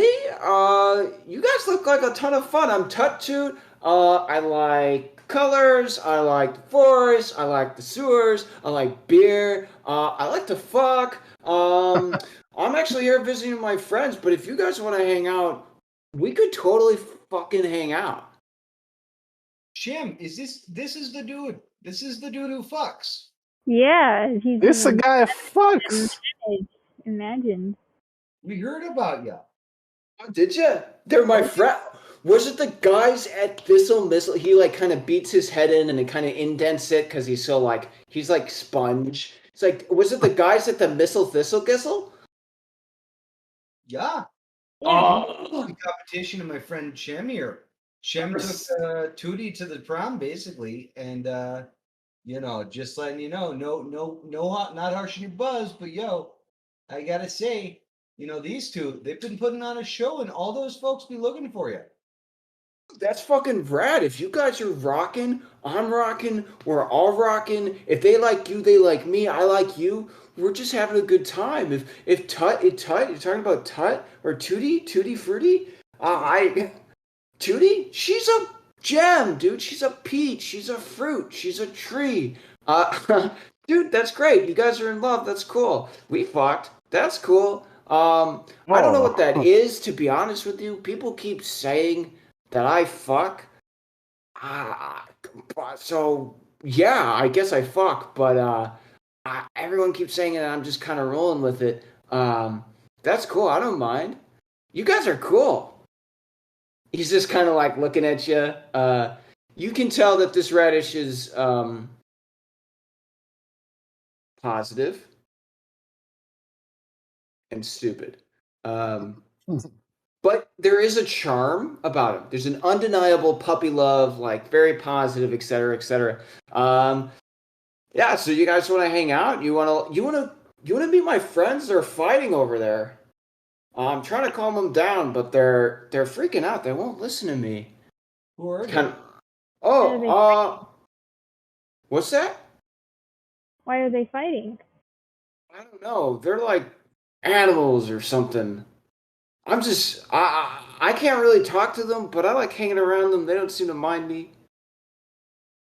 You're saying that there's animals behind you in the forest. Yeah, like a bunch of movement spaces. What do you call them? I don't have feet. I guess you call them feet. Like a bunch of feet that way.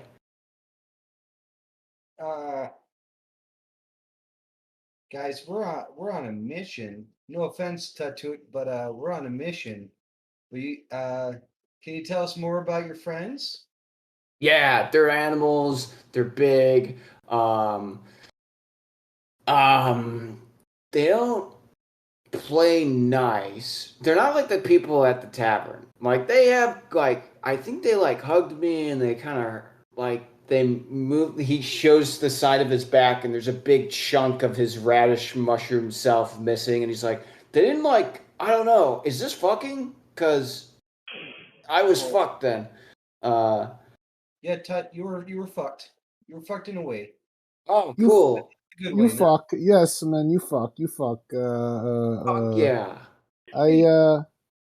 Boys, gentlemen, I believe we might be in a little bit of danger, you know. I agree. What's Do you keeping know the boar in the woods? Is the boar in the woods? The Beylian boar? What's a boar? It's pig-like tusks. What's a pig? Oh. I don't think this is going to work, Shenika. It was a valiant effort, but I think we might be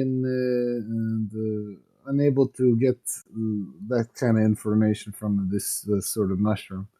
This mushroom. This mushroom turns around like, oh my dudes, they're just coming over here right now. You see these snarling giant, three giant snarling bear-like wolves come out on their hind feet. On their hind feet. On their hind feet. Think They're werewolves, like but more dogs, just bear-like. They're like imagine a werewolf in Skyrim. Remember how it's like this walking thing? That. There's some of my friends. They're looking a little different. These are Frolics. These Frolics look at you. This is a custom-made character of my world. And they look at you, and you guys can roll initiative. Wait. Oh, did you not hear any of that, Bill? No, I heard it. Jim, are these creatures or monsters? These are monsters. Are they animals or monsters? These are monsters. These are not normal. They are native to these forests in a way that is uncanny. Bill, you can talk to normal animals, can't you, or something? Yeah, that's what I was asking. Shit. If they're not, if like I gain the ability to communicate with beasts for a duration, but if these guys they're snarling at us and shit. They are. Remember that gleam of like magical ancient energy that you got from the forest, and these aren't rabbits. You know what I mean? These are like something. These are born from this era.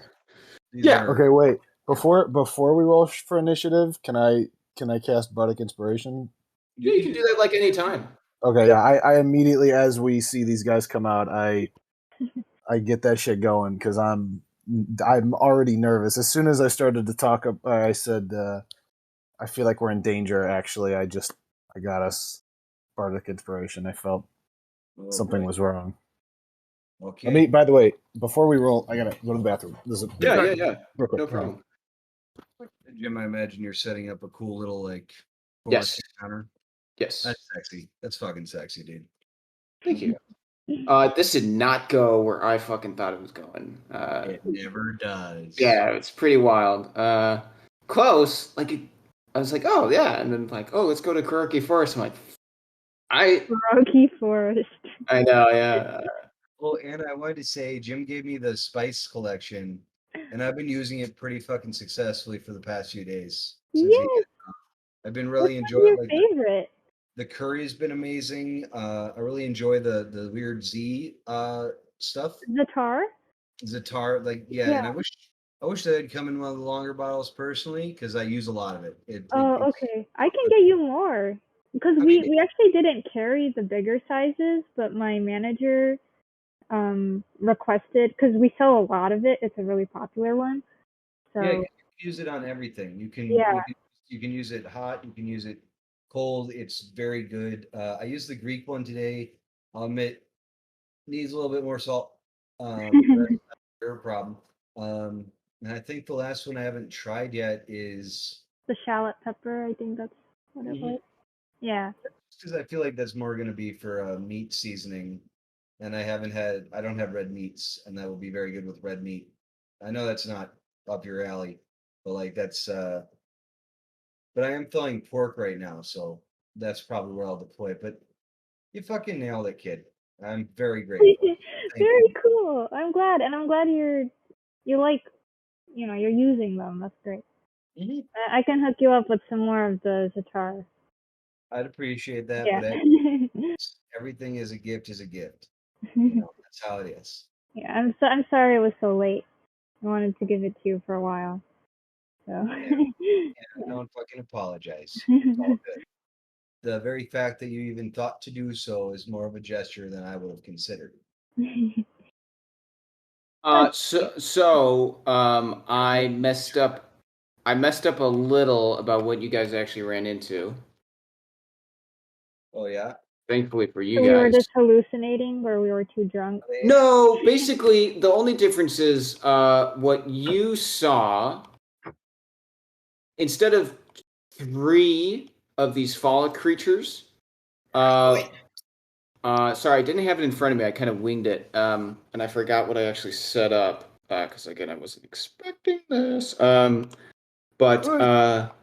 So instead, what you actually saw was you saw one of these hulking phallics kind of come out, but then you also saw it kind of approached you, roared at you, and behind it you see these 3 deteriorated humanoid, almost dwarvish, like humans, essentially. Something that once was human.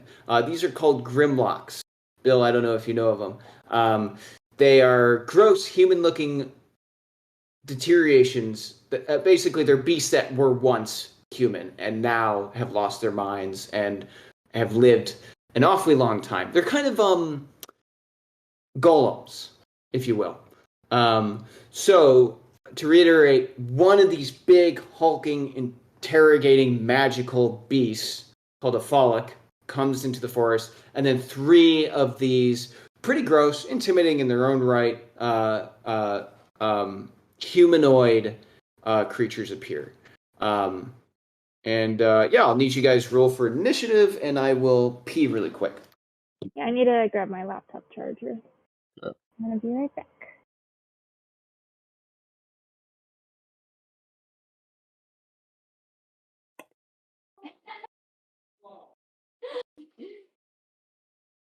Damn, I'm scared, Zach. Yeah. Wait. So okay, I missed kind of what these things are, but they're like half humans that have kind of gone deranged. They're essentially. I haven't run into them before, but they're essentially feral zomboid human dwarf creatures. And then there's one giant wolf thing. Oh fuck! Really? So there's 3 of these shit wolves. Okay. There's one shit wolf, and then there's 3 zombies. Okay. They're not like, I don't know, like I've never seen these before. I have fought skeletons and I fought like zombies. These How many campaigns have you done with your guy?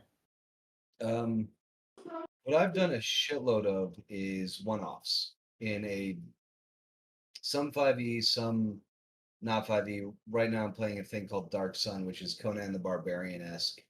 I haven't actually played a lot of 5e itself. I've been playing a lot of second edition and a different game called DCC and shit.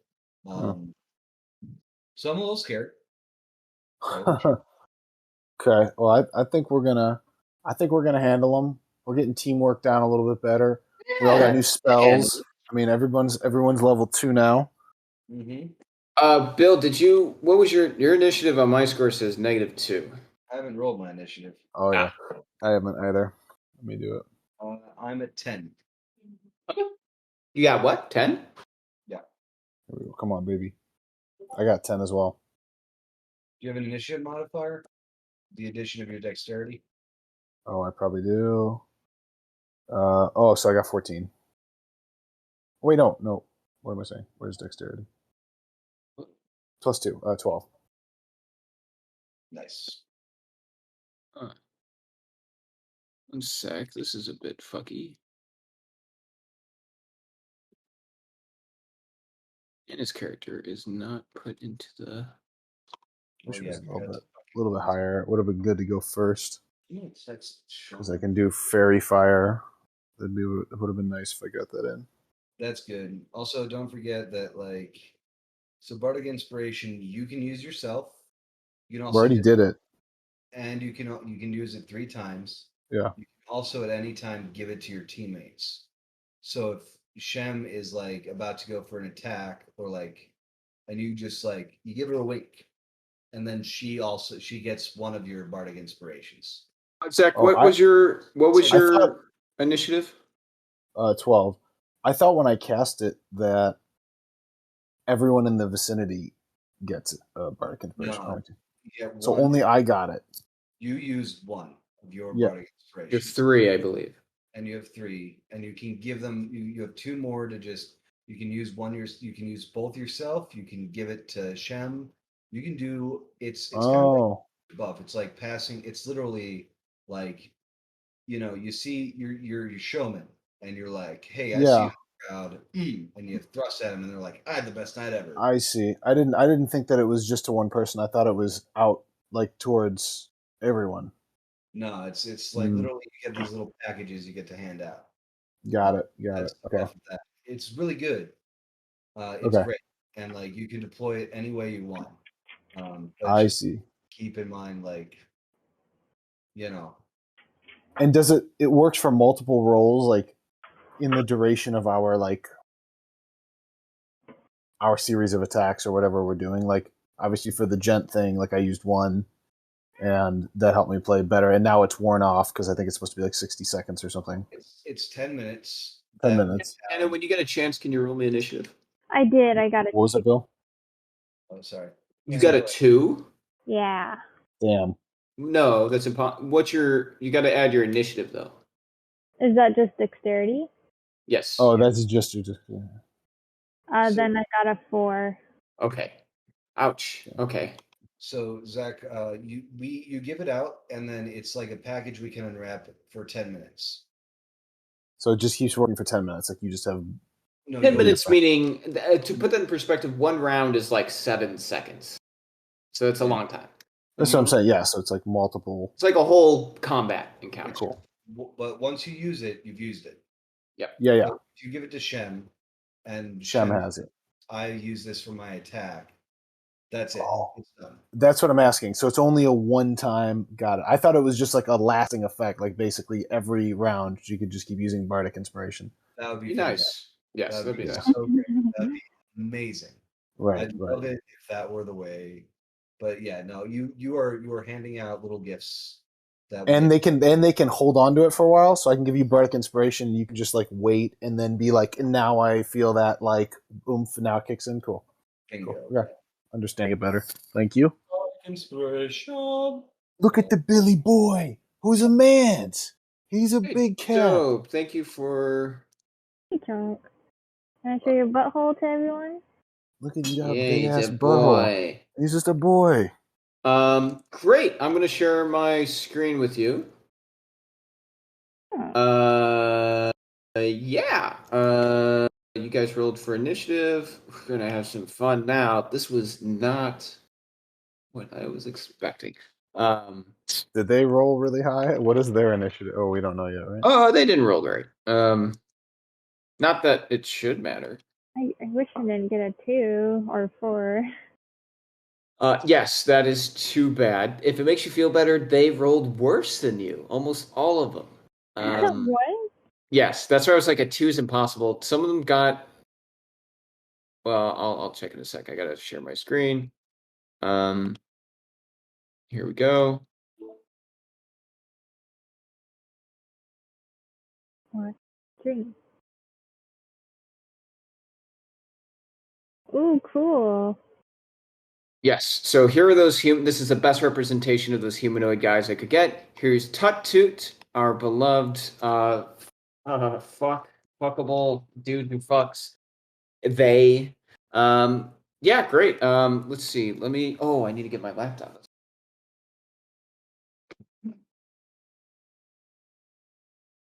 Excuse me. So I just hit up my buddy Sean to see if he can give you, basically, if Jimmy can give you the full roll the D&D Beyond stuff. Yeah. And use the app. I forgot to do that. Yeah, it's fine. I don't mind. As long as you guys are kind of keeping track of your health and you aren't cheating. Yeah, I can't use bonfire forever. Oh, yeah. No, I didn't mean, yeah. That's a lie. Technically that. That's a lie. That was such a lie. It was one I did not know I was telling, so it's bad faith, but unknowingly. So I was lying in good faith. Bonfire. Yeah, and I was thinking, I'm like, I mean, even the druid thing, I'm like, this is fucky. This seems wrong, but but I replaced it with something even worse. Oh.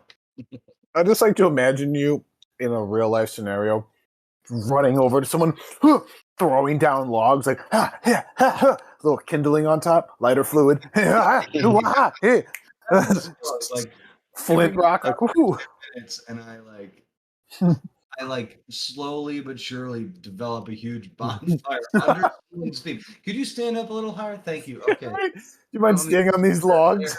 He's like, wait a second. How did you get all this stuff under me? A minute longer. Thank you. All right. Come on, let me get my flint and steel. Wait a second. Don't light that now. Yeah. Hey, my boy. Hey, you look cold. Don't move. Jeez. Okay. Fabio, it's your turn. Just put that in perspective. 12 is the highest rolling. That's amazing. I was just complaining that I was like, damn, I wish I could have gone first so that I could have done cast Fairy Fire. You can. Well, I am. That's what I did. I cast Fairy Fire like Shazam. They have to make a what save? A saving dexterity or look. Saving throw. Where is it? God bless America. I think it's 13. 13, yeah. Saving 13. Yep. But what? Dexterity. Dexterity? 13. Okay. Okay, he is not affected. Fuck. Let's see what these guys are. So lucky. Oh no. No, come on, really? One of them is affected. Dude. We'll say this guy. I'll give him a little color. Only one. Everyone else rolled really, really well. So he is going to be what? Fairy Fire. Let's make him red. So this guy now has you advantage on your attack rolls. Oops. Now, do you want to move or anything? Where am I? Oh, I'm just any of the three. You're this guy. No, I'm gonna stay back. Okay. Hey, big boy. Hey, big man. Okay, Nebo, it's your turn. Hold on. Let me breathe this in. Chunk, right.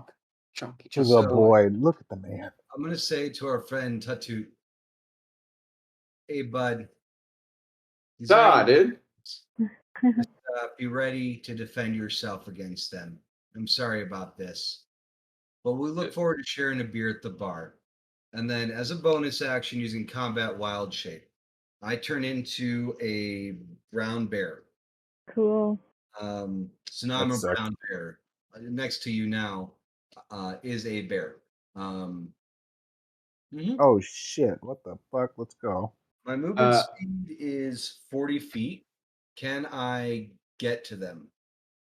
Let's see. 5, 10, 15, 20, 25. Yeah, who do you want to get to? Bill going crazy. Hit the guy on the right with the fairy fire, so you just kill him I'm fast. going.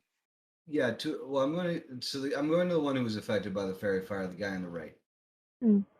Yeah, you can get to him. Yeah, sure. Oh boy.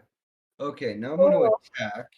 Multi-attack. The bear makes 2 attacks, one with bite and one with claws. This is +4 to hit. Just so you know. So I'm rolling my first attack, which is a bite. That's a 19 plus 5. Does that hit? Yes, that hits. But it's at advantage, so I'm going to roll again. Sure. That's not. I'll keep the 19. So this is fucking 1d6 plus 2. Let's find out how much this is. That's Jesus.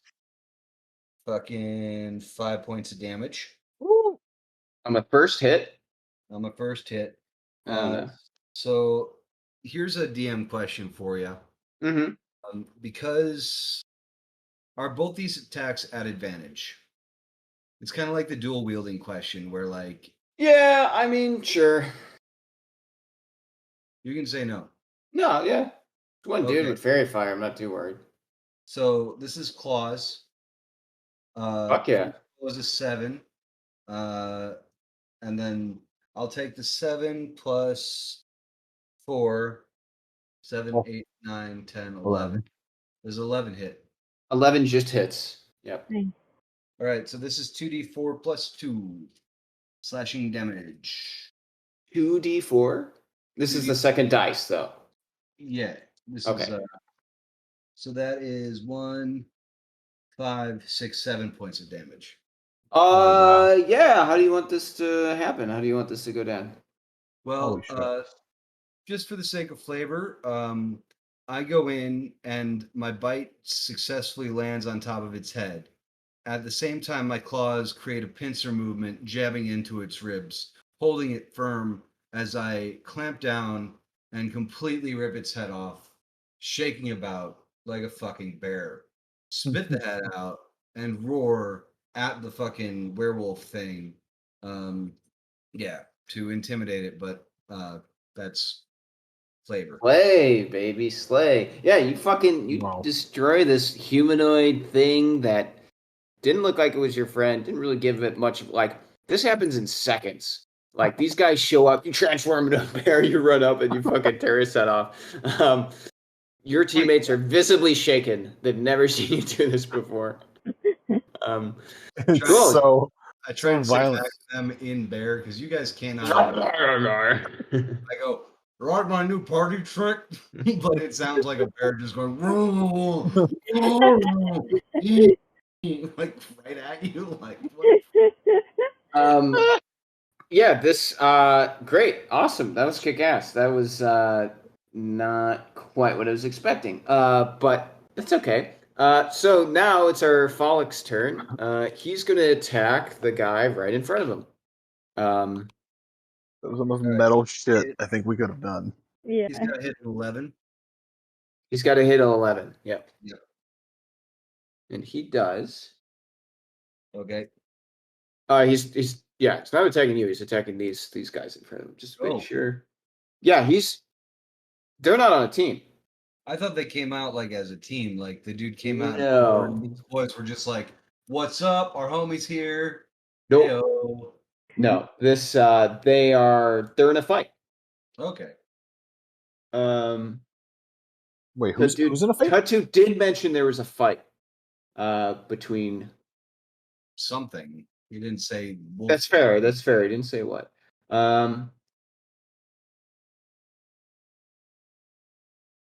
Ooh. Oh Jesus. Okay. Oh, whoops, wrong die. 26. He didn't say who attacked him either. So these guys could be the bad ones. Oh no. Okay. You might have been killing the wrong people, guys. Come on. Or the right people. Right. Oh, what the fuck? Yeah, I have a feeling the 3 snarling little beasts are the right ones. I'm curious with those, like, were they created by someone or like? Their history is not made by me. Okay, yeah, this beast, you thought you fucked this guy up. This guy does. Oh well, he did about. Let's see, what do you? Oh shit, Bill, maybe you...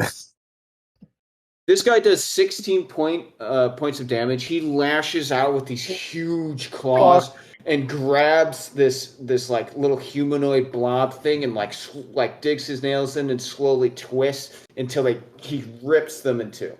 Like splits it like a breadstick. Yeah. Yeah, this guy's dead too. So Bill, you got a little bit of competition. Okay. All right. Let's go. This is not good. What's up, Anna? Bill, this motherfucker just inflicted 16 points of damage. Okay. Cool. Yeah, use mine. 16. Yeah. That's instant death.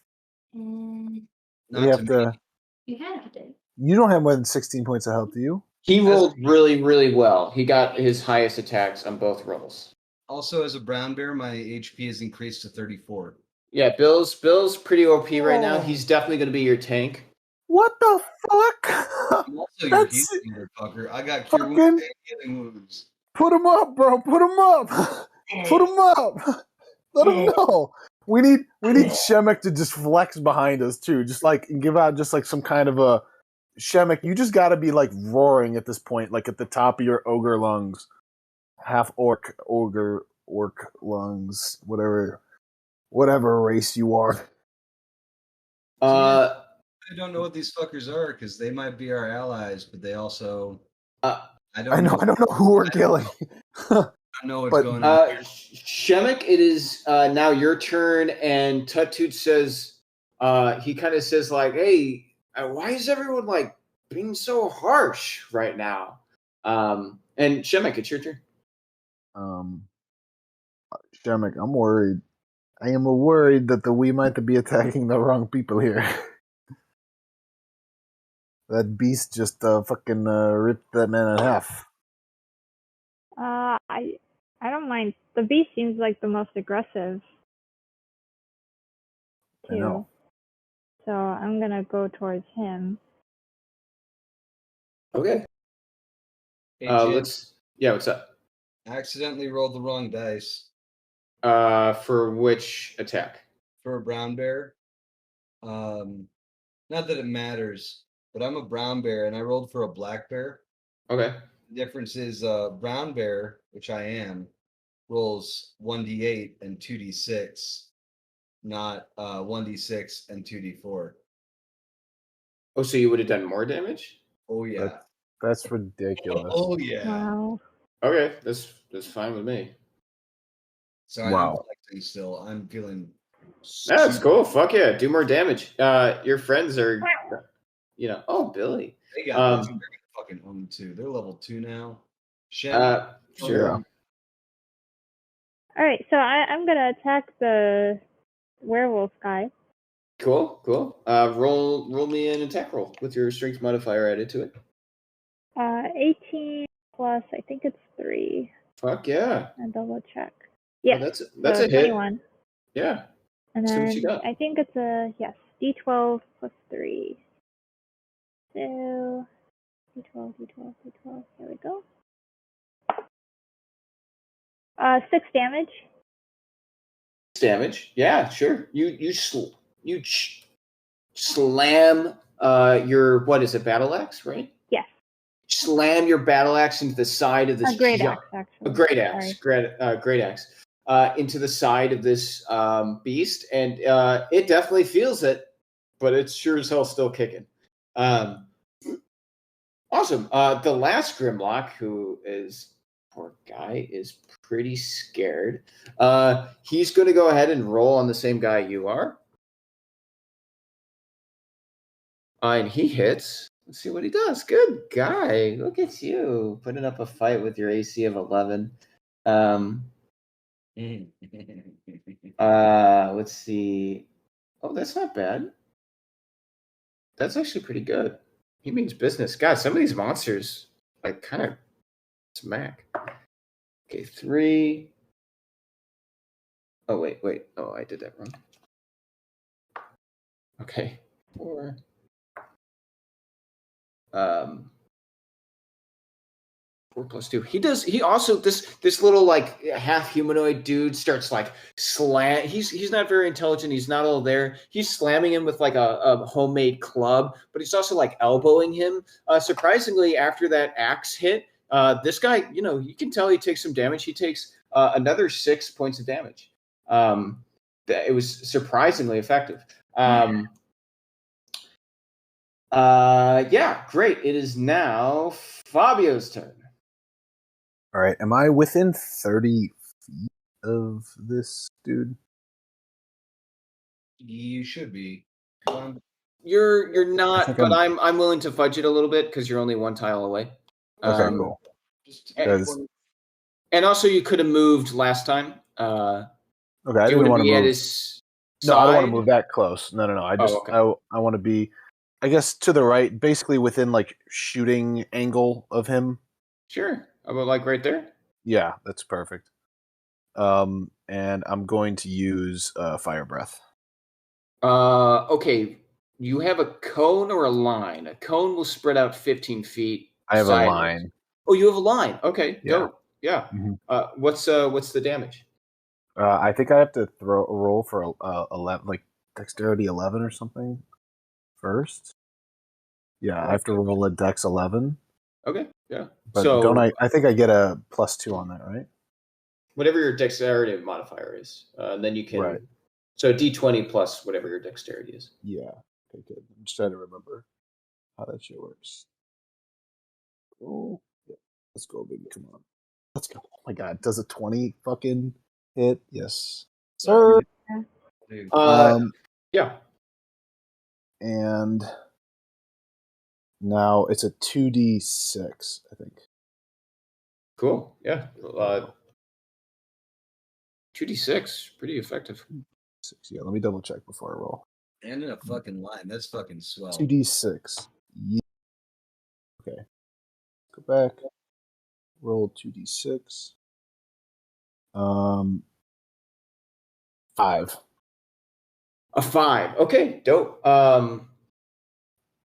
Dope. Yeah, you spit this like very accurate line of fire, and it hits this beast. It kind of it's like it smacks it like a laser beam in the side where Shemek kind of landed this big axe blow. And it bounces off like it's a fire bolt in that sense. Yeah, you do 5 damage. It's burned. Does not fucking like that. And a little bit of fire breaks out and falls onto the grass. Because you are in a forest. Nebo, it is your turn. All right, I'm going to charge up on the motherfucker, the big boy, because no one gets to be a bigger boy than the big boy himself. Nebo be Twitter. And once again, and this time with the appropriate rolls, I'm going to attack him. So for my first attack, which is a bite, let's see if does a 12 hit? 12 does not hit. Bite misses. Okay. So for my claws, does not. I miss. This is like those old Godzilla movies, and Godzilla like looks super ineffective when he's trying to fight this other monster. Like for a moment, it's almost as if Nebo is just in like a bear suit, and it looks really awkward. And the other monster looks like some CG shit from the newer movies, and he kind of dodges away. You can tell that you're big and strong, and he's like lean and like again with the Muhammad Ali kind of thing. Cool. It is now his turn. He looks to the bear who just tried to strike him. Yeah. Okay. It's got to hit an 11. It's got to hit an 11. Okay, let's see if he hits an 11. Yeah, that's kind of the trade-off. All these fucking wild animals have like no AC. No armor. Yeah, I mean 13's quite a bit better. Although when I hit level 18, I can turn into fucking elementals, and that's a different fucking story. When you hit level 18? Yeah, at level 18, druids can turn into fucking elementals. And Well, shit. at that point, after 15, you're kind of a god. Are you just saying you can turn into like fire? 18. Like sentient fire beings. Yeah. That's it. So just like flying fire. I mean, if I ever encounter, I technically should be able to. No, I don't know how that. I don't think that works. I'll have to ask. If this is not a creature but an abomination, I can't transform into it. Like I can't become a skeleton, for example. Only animals. But if this counts in this universe, I could transform into it now that I've seen it. So anything I've seen, like being That's a druid who was trained, thanks to backstory, I can say like, yeah, I've seen a fucking black bear. So you're almost like the doppelganger. He does. He reaches out to you, and he does. Let's see. What was that? That was.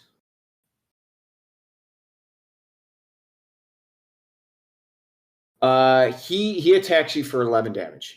This creature looks at you and just grabs your shoulders and like rips you forward, bringing a decent chunk of fur and skin. Manages to cut through it.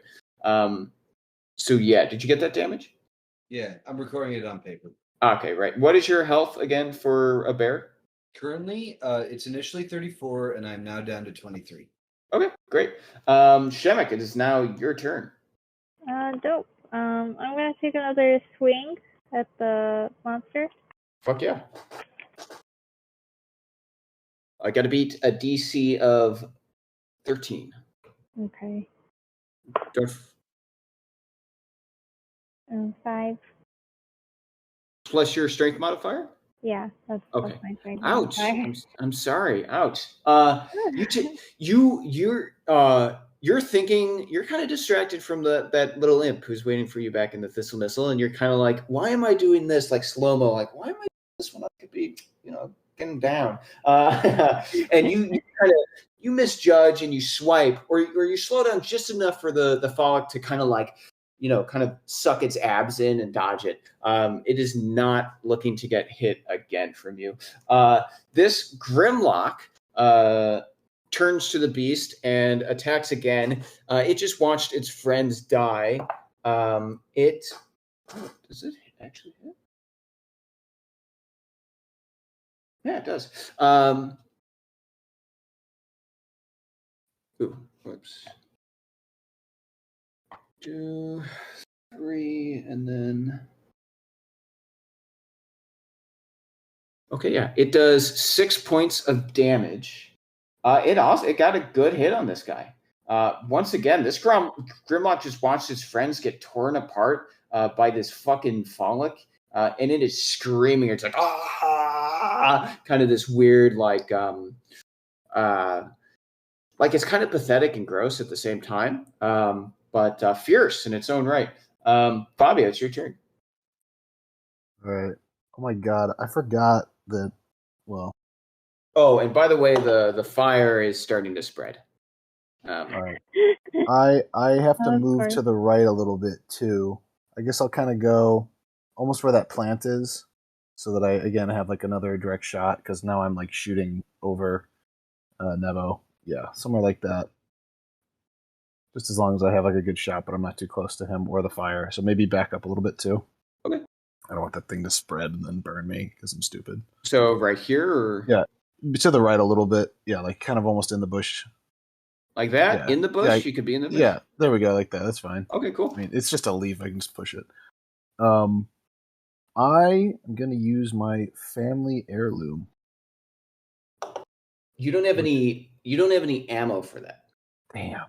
Yeah, that'd be a little... Remember, that's what we discussed, because having a full... Zach happens to have, like, a gun. If you want to change what you're doing with your move, feel free. No, that's still where I want to go. Spells. You still have a sword. You know. I know. I'm also thinking though. I don't know if this thing is like sentient enough for either of my other spells to do anything good. You can Or make a any, like, perception damage. check. I'll let you get like a bonus action perception. Okay, yeah, let me perception check then. Yeah, or Just investigation. Yeah, something just to know if one of my spells is actually going to do any damage to this fuckhead, because they're both like speech based. So, I got a nat 20. Nice. You can instantly tell that this thing is pretty smart, but it's not quite at the level of intelligence, say, than that deteriorated human is. Its knowledge and intelligence is purely instinctual. In other words, it's got like an intelligence of 9.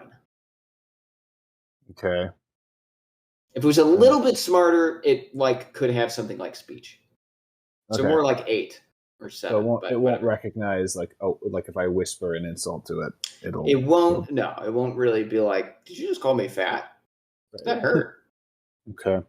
Although if it doesn't, I don't know about what the spell actually says. It might be a little looser than that. Read the spell, Zach, because sometimes it's like a level of 4.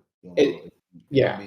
Weirdly, it's almost more noise, right? You could still send a really powerful signal to it, if that makes sense. Okay. Why can't I find my fucking spells now? Yeah, like Tasha's Hideous Laughter is a intelligence score of 4. Likely like whatever vicious... you're doing actually works with an intelligence of like 8 to 9. A goo, which is like a single cell, probably not. But an animal like this, yeah. So like Vicious Mockery would work, or no, that wouldn't work. Yeah, Vicious Mockery. Vicious Mockery would work. Oh. Yeah, its intelligence needs to be above a 4 for it to work. Yeah, sorry, I was kind of riffing there. I mean, if it's I think that work. The thing. All right, I'll use Vicious. I cast Vicious Mockery on it. Nice. What's the resisted needs? 11 or no wait, 13. Wisdom saving throw of 13. Yeah. Yeah, no, it succeeds. It does not work. It got a 13 exactly with a +1. So that does not, unfortunately, that does not hit. You kind of you whisper, or you're like, "You fucking dumb looking bear dog thing," and it's kind of like, huh? Like even though it doesn't speak your language, you can tell that the insult you just try to throw at it didn't really fly. Yeah, Nevo, it's your turn. Rinse and repeat. Bite Okay. attack. Whatever. Oh, fucking A. Fucking nat 20, motherfucker. Let's go, crit hit that bitch. Nope. All right, so show that bitch who boss. This will be 1d8 plus 1d8 doubled plus 4. Please do well, Mr. Fucker. So that's 6 plus 2 is 8 damage. Cool. That's that. Now for my claw attack. Oh, you won't fucking believe it. You got another nat 20? No, you didn't. I will have a hard time believing that, but I will. Hold on. It's so dark. Hold on. You see it? Oh shit! Nah. You see that? Is it coming out clear? Okay, I believe it. I can't see it because my screen. I can see the 2. All right. I believe it. Nat 20, baby. Let's go. Fucking row. I have broken the fucking odds, motherfucker. Jimmy rolled like 3 of them in a row yesterday or last week or something, didn't he? Not in a row. Yeah. Or like in like 5 turns, you rolled like 3 nat 20s. All right. So, 2 in a row is statistically pretty amazing. But yeah. Yeah. 1 in 400. I'm going to roll these 2d6, double that, and then add the 4 slashing damage to the result. Okay. So that is 5, 6, 7 times 2, 14, 15, 16, 17, 18. Wait, just give me the second set of damage. I already recorded the first. 17. 17 is the second amount of damage? Yeah. Jesus Christ. That was my second. Yeah. Yeah. Okay, yeah, you fucking slam the Bill gets this, he feels this like a burst of rage from this kind of chunk taken from his shoulders, and this bear form just grabs the neck of this Follick, which like grabs at the bear's arms, but even the bear's arms are so thick that even this Follick's like claws can't quite get around it, and you just tear into it, crushing its neck. You seriously wound this thing. It is looking pretty hurt. It is no longer as tough as it once felt. Now, good job. Amazing rolls. That was absurd. That is The noise in the jungle is picking up, like the cries. You hear more echoes of noise around and about. Seems like there's some kind of scuffle going on in the distance. Could be animals, could be something else. Who knows?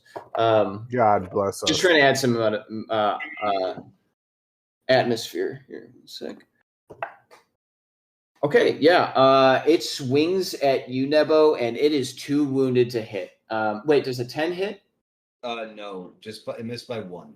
Okay, yeah. It just like bleeding out a bit, and it's like it totally misses. Shemek, it's your turn. Okay, time to redeem myself. Once again, Tuttoot is like, why are we like, is this fucking? And yeah. Watch and learn, Tuttoot. Alright. Does a 13 hit? 13 hits. Ah, thank goodness. Okay. Well, 10 damage. 10 damage. Let's go. Yeah. Holy Fuck shit. yeah. Fuck yeah, dude. When you're playing like a normal non-meta character, fuck yeah. Bill over here with his stupid bear. It's in the fucking book. It's all in the book. No, that's fair.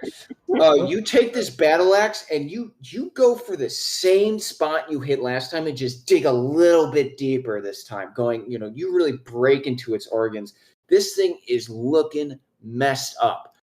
In just a couple turns or like 2 turns, it was feeling. You could tell like the confidence in this beast, which is mostly instinctual, is now going into not fight mode but flight mode. Wait, Shem, at second level, don't you get like one of those, like you have the second wind, but then don't you get like she got it. bonus She can. action points Yeah, thing? she could attack again if she wanted. Yeah, that's like cool. Yeah, okay. Yeah, that's meta. Yeah, action surge. Yeah. That's Do you want to attack again? Yeah, let's do it. Okay. I think you got to wait. Is it? It's based on another attack roll, though, right? I think it would be. Say Hold on, I can real quick fucking look. action surge. I think it would times be 1. You can take 1 additional action on your turn. This can be used one time per Yeah, shot. so an action would be like an attack. You would probably need to roll again. Okay. Yeah, that's happy what. to. Yeah, you get a full another attack, so you get multi-attack basically. Okay. 20. Not natural. Oh, okay. Oh my So, God. God damn it! What the fuck? Wow. Yeah. That would've Okay, you perfect. fucking hit. Let's see that Nice. damage. 6 points of damage. 6 points of damage. Oh my God. Yeah. You like, okay, so you do this big chop and it like fucking takes it. You're digging into its guts.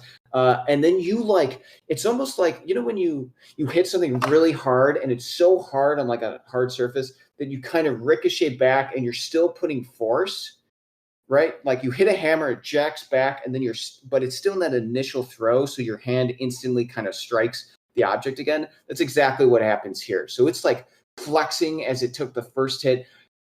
It gets hit, it bounces it back, but you're still like kind of swinging, and you do another big juicy hit. God damn. God Gosh damn. Okay, this Grimlock is looking around and it's feeling like, hey, maybe I got some new friends. Ooh, it gets man, this Frolic is getting fucked up. Oh wait. No, it is. It hit. Man, these rolls. Okay, let's just do this. Let's see.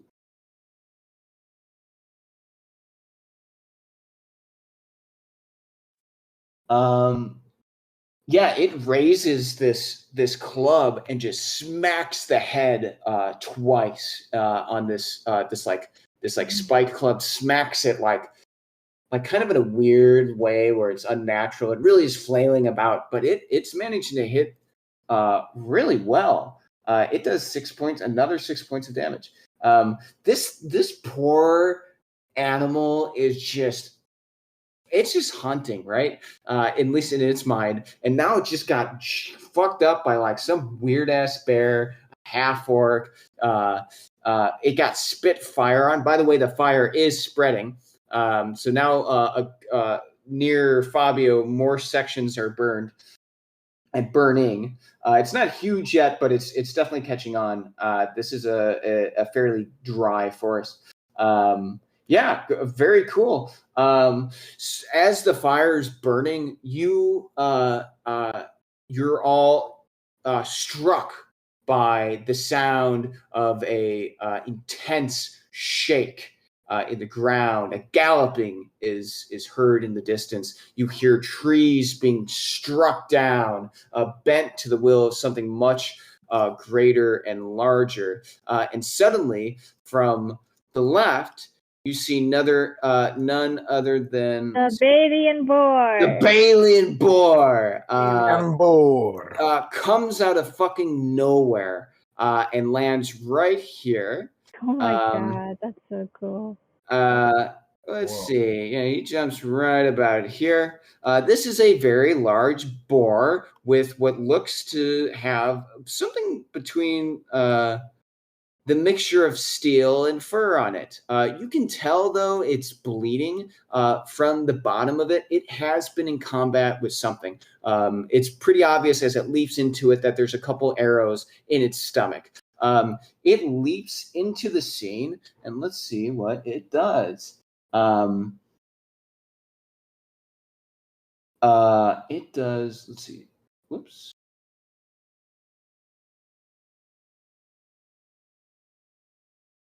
Jesus Christ.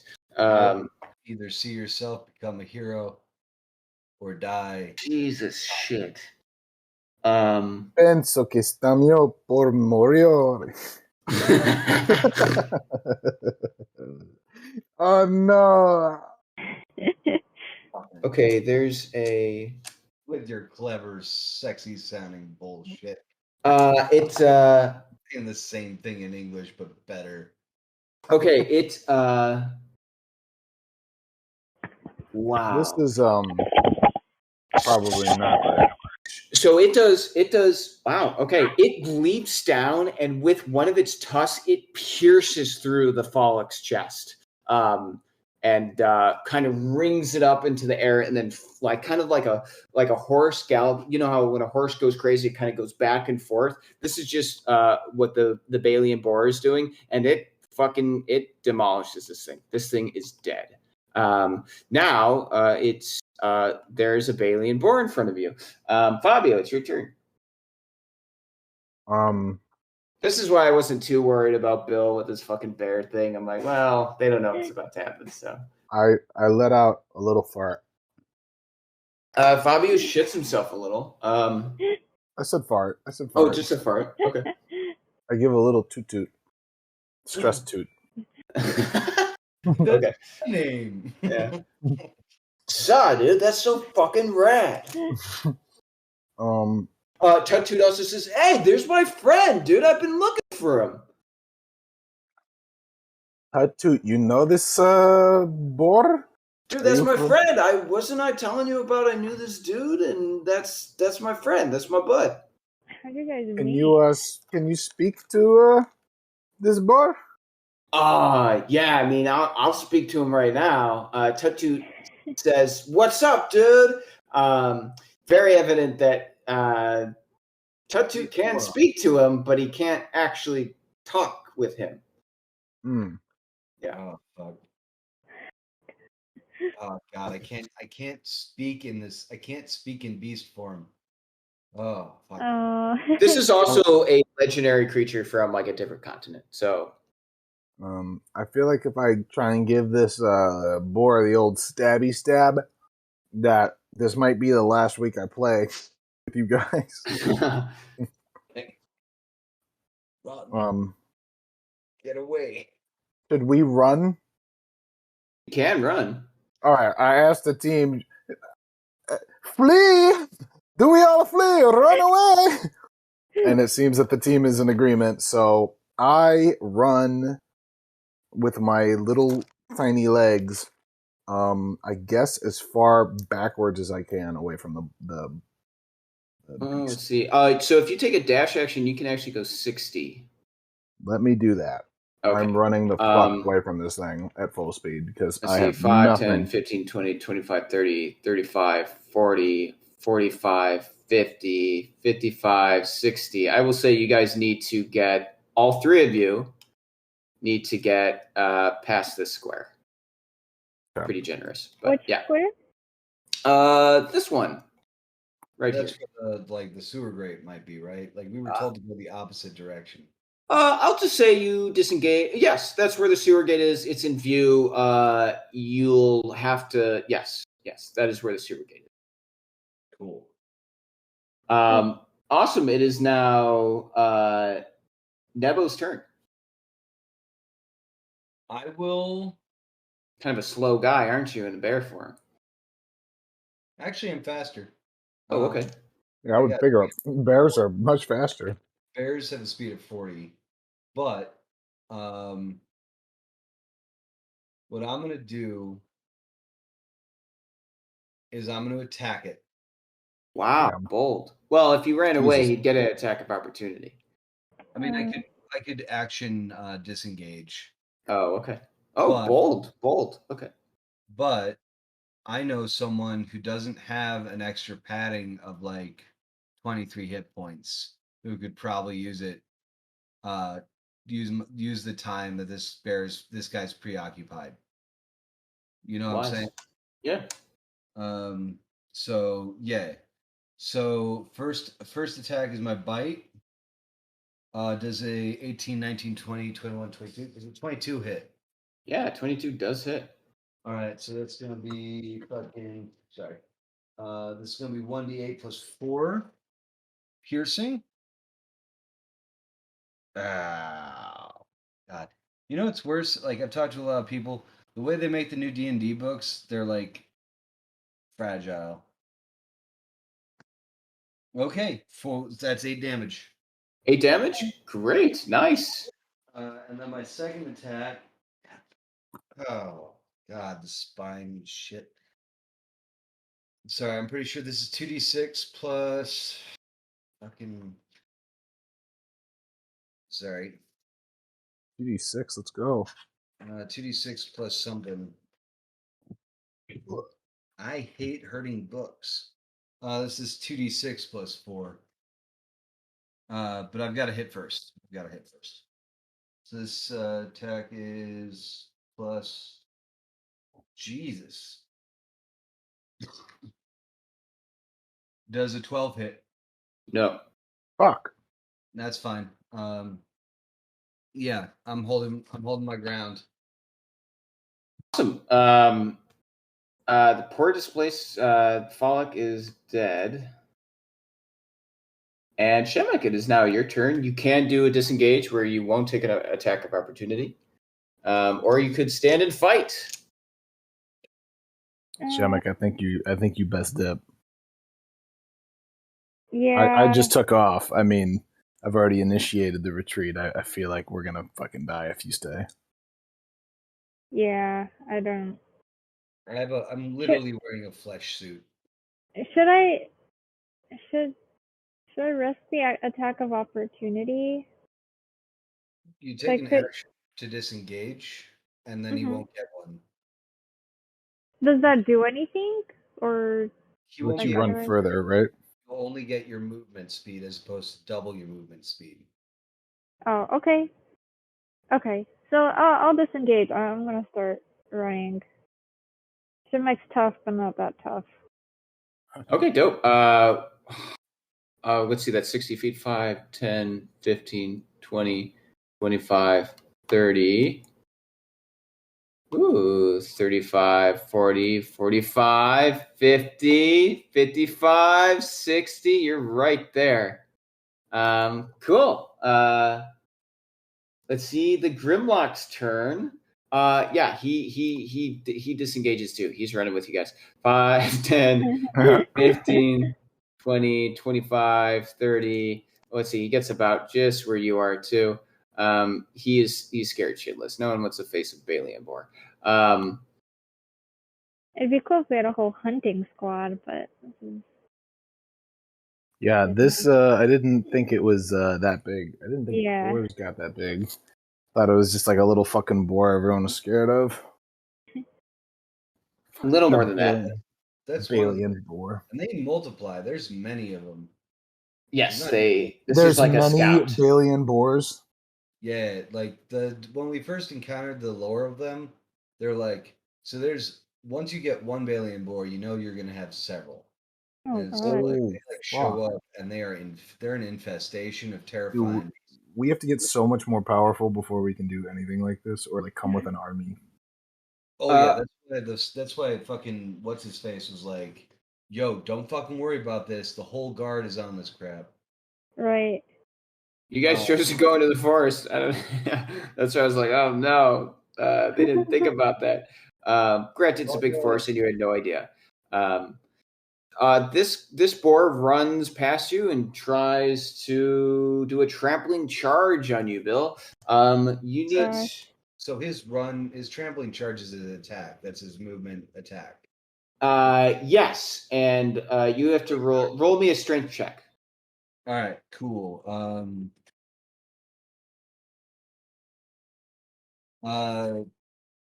Unnatural 20. Unnatural 20. Great. Yeah. You managed to dodge it. The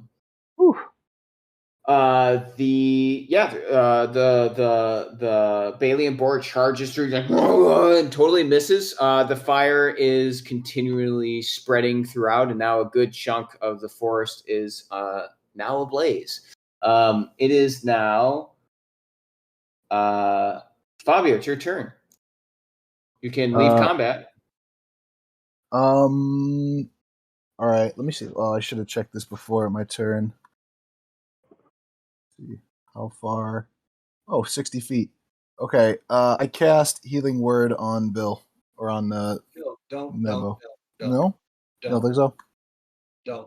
I got this shit. I have a bonus action where I can heal 1d8. Okay, fuck it. Yeah, all right. I leave combat. I before I cast it, I get the wave off from a bear, and somehow I understand through his.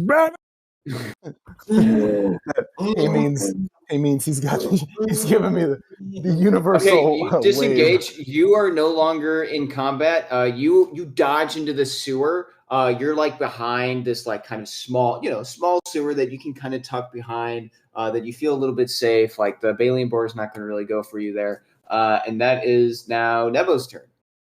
All right. So technically, I'm still in combat with him, but almost everybody is safe, correct? Yeah. Yeah, it looks like that. Yep. All right. So here's what I want to do. Okay, my hope is to pick up Tut-Toot on my back as I charge away from him, but I feel like that will use my action to do that. Correct? Yeah. If you run and grab him, that would probably use an action. That wouldn't just be a movement. So you would not be able to disengage. Does look like you're leaving Tut-Toot to die. I'm using my combat wild shape bonus action to regain 1d8 hit points. Okay. Bold. Cool. Bill, are you sure? 24.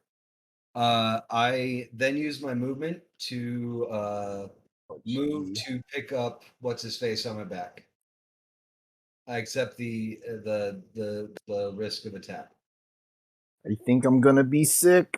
So you move to him, but Yeah, pick him up.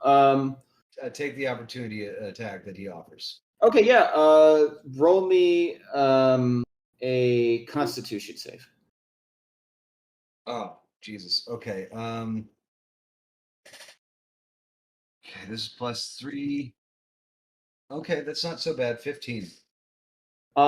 You manage to run by him. You grab him, but you do notice as you run by him that there is something emanating from the mouth of this Beylian boar as you pass. And you breathe it in. It's like really bad breath. And you notice your feet are now restrained in place. They're essentially stone.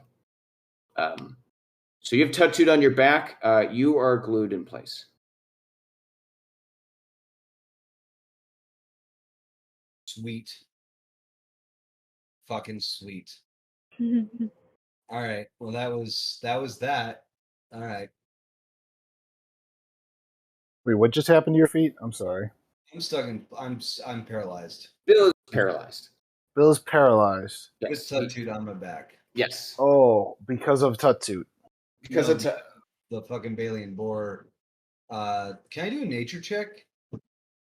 sure. Yeah. I'm sorry, I was just opening my blinds. Basically, the board just fucking spiked you, or what? Just The boar breathed something. There was something about his breath that he breathed in as he passed. This is a special move that he has. It recharges. It takes 6 turns to recharge, so it's pretty significant. And Bill just failed it, and now his feet don't move. He is stuck in place.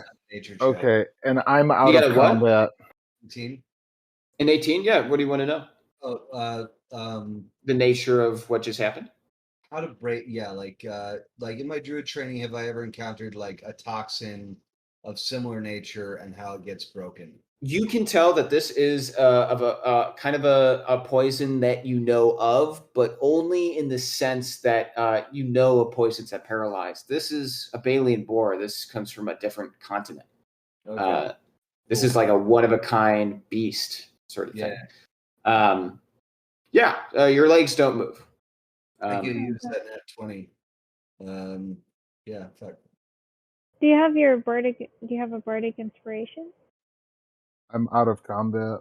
By the way, the fire is burning up. It is consuming a large chunk of this forest now. It could work in our favor. Tattooed is like, yo, that fire is fucking lit.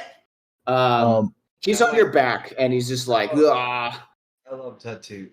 I love him a lot, and I'm really worried that like by fucked or fucking, he might be used. It might be really if he doesn't know what it means and they say he fucks and he's like, I did not. Okay, yeah. I don't know what he means, but like I'm worried about him. Shemek, it's your turn. You can leave combat. You can try to help. I thought Shemek was out of combat with me. Aren't we both? Shemek is on the prefaces of leaving combat. Yeah, I'm just about out of it. Oh my fucking god. Bill took a risk. He is paying for it. Is there any way I could help you, Nebo? You could. I don't have anything to heal the paralysis. Yeah, it's going to be tough. You could run over there and pick him up. You try and pick him up, yeah. Yeah. That's going to be crazy though, because the boar is going to be attacking. Wait a second. Before, can I just ask? Can I re-enter combat? Is it like a whole turn? Yeah. You're watching from a grate right there. You're still in view. Yeah. Okay. All right, but it's not my turn yet. It's not your turn yet. Yeah, if that's I don't know. Go in there. Go get that motherfucker. Go All get right, him. I have an I'm idea. ready. I'm in It's not going to superhero work, but I'm going mode. to try it. It's a stupid Okay, boar. these two are basically in the same spot. So yeah, you're right there. You want to try to pick them both up? Yeah. Okay, cool. Oh shit. Okay. What's your strength there, Shen? Gotta Give be me strong, also right? like roll an advantage. Bold move. This boar means business. I have a +3 in strength. Okay, that's You're good. about an 18. 17. Okay. That's good. Cool. Roll me a strength check with advantage for boldness. Okay. I'm You're bold. thinking of all these chicks that you've swooned over the years. You're thinking of Bo, this new cute girl who's like, pretty cool. Pinched your butt. Yeah, Fuck. I was. Why didn't I? I'm so stupid. All right. So stupid. Why did I fucking run? I got a 14. Plus. That's is a 4 14. plus 3. 11 Oh. plus 3. Oh, okay. You manage. You can Oh, I pick get up. to roll again, right? Yes. Yeah. Sorry, I always forget.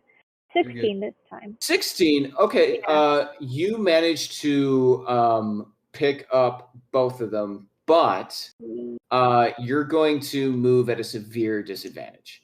Okay. So instead of 30 feet, you'll be able to move 15, or more like 10, or 15. I'll give you 15. Okay. Or no. You know what? 10. Yeah, that sounds significant. 15's half. You're carrying a bear and a mushroom. I'm very strong. Strong big frat bro. Come on. And Zach, it is okay. There is this Grimlock is next to you guys. He sees this heroic action of his friend going back for his friends. And he's the little bit of humanity that's left in him is kind of rekindled, right? He was going to run away from this boar that, didn't kill his friends, but still like scared him away from the people that killed his friends, right? And the Fall of Beast, he actually goes back into combat 5, 10, 15, 20, 25, 30. Yeah. He's back in the fight. You notice he's not interested in you guys. He's looking at this boar. Does he have a name? Huh?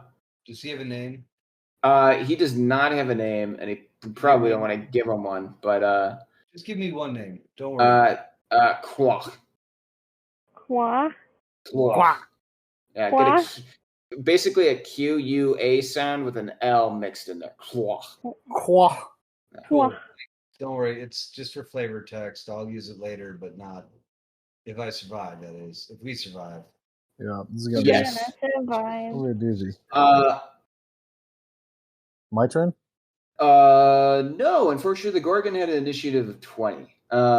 Or I'm sorry, that's the template I'm using, but the Beylian Boar. The Beylian Boar is going to go ahead and attack the Bill and Tuttoot, who are on the same square. I'm going to say that you're not all on the same square because you're so large at this point, the three of you. But you guys are dragon. Basically Tuttoot's on top of Nebo, and Nebo is on top of. Yes. Yeah. Let's see. My AC is 11. The fire is crackling. You can tell that Tuttoot not fucking scared at all. He's like, dude, these flames are lit, but my friend's gonna get burned, dude. I feel like Chewbacca talking to the Wookiees when I deal with this. We're cousins, but like. Oh my god. Okay, yeah, he does. Bill does a 16 hit. Definitely. Okay, yeah. He Oh dear. It's okay. I'm wearing a bear flesh suit. Yeah, he won't die. But he will. Oh. Okay, a duty. But the fact that he's petrified is what makes this concerning. Because even after that, I don't think that will go away. Right. Let's see.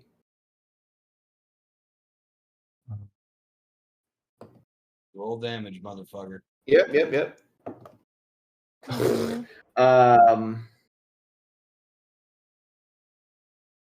16 plus 5 is 21 damage. No way. And he gouges you. He takes a huge chunk out of Tutut, who is like half of him gets ripped off as he kind of gouges you in your bear form. Tutut is like, oh, dude. Doesn't really notice what happened. Half of him is missing. Other than that, dude seems to be pretty chill. Still, you notice the fire is spreading around, and it is engulfing this whole area. I'm not going to put all the fire because you get it. And it is making quite the forest fire. Bill, what's your health at? As a bear, I'm still at 3. Oh wow, okay. Nice. Fabio, it's your turn. I take right. it you come back into the fight? I would like to, yes. So I see everyone basically getting their shit rocked, and I decide that fleeing is no longer an option, so I try to come back. Yeah, you come back. You're just right there. You want to move? What do you want to do? I'd like to cast Minor Illusion to the side of the boar. I think I can cast it 30, so somewhere off to the side 5. of Yes. That's thinking. of That a is giant image of corn and nuts that shake around and look the most appetizing of foods for boars. Something that looks so scrumptious. Yeah. It dances in the corner of the boar's eye. Okay, cool. So you're trying to tempt this boar away from everything. Okay, I dig it. I'm going to make a wisdom save.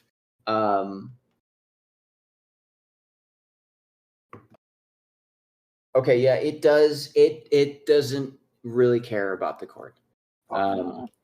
Yeah, unfortunately. I love that attempt, though. that was fucking. That was dope. Very close to working. But pretty challenging, right? Forest is on fire. He's already killing people. Suddenly there's corn. I'm going to stop killing people for corn. But I dig it. That's your action. You can move.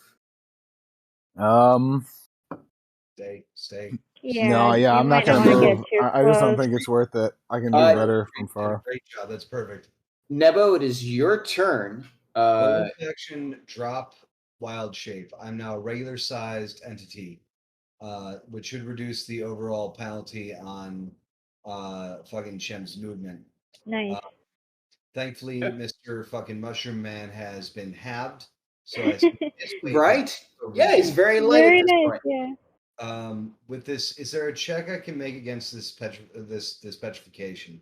Because I'm still petrified. Let's see. It is like dropping the shape is kind of like must be like a natural, just like, oh fuck, I can't move. Just like, is there a check I can make to like save after the fact on a turn, or am I stuck?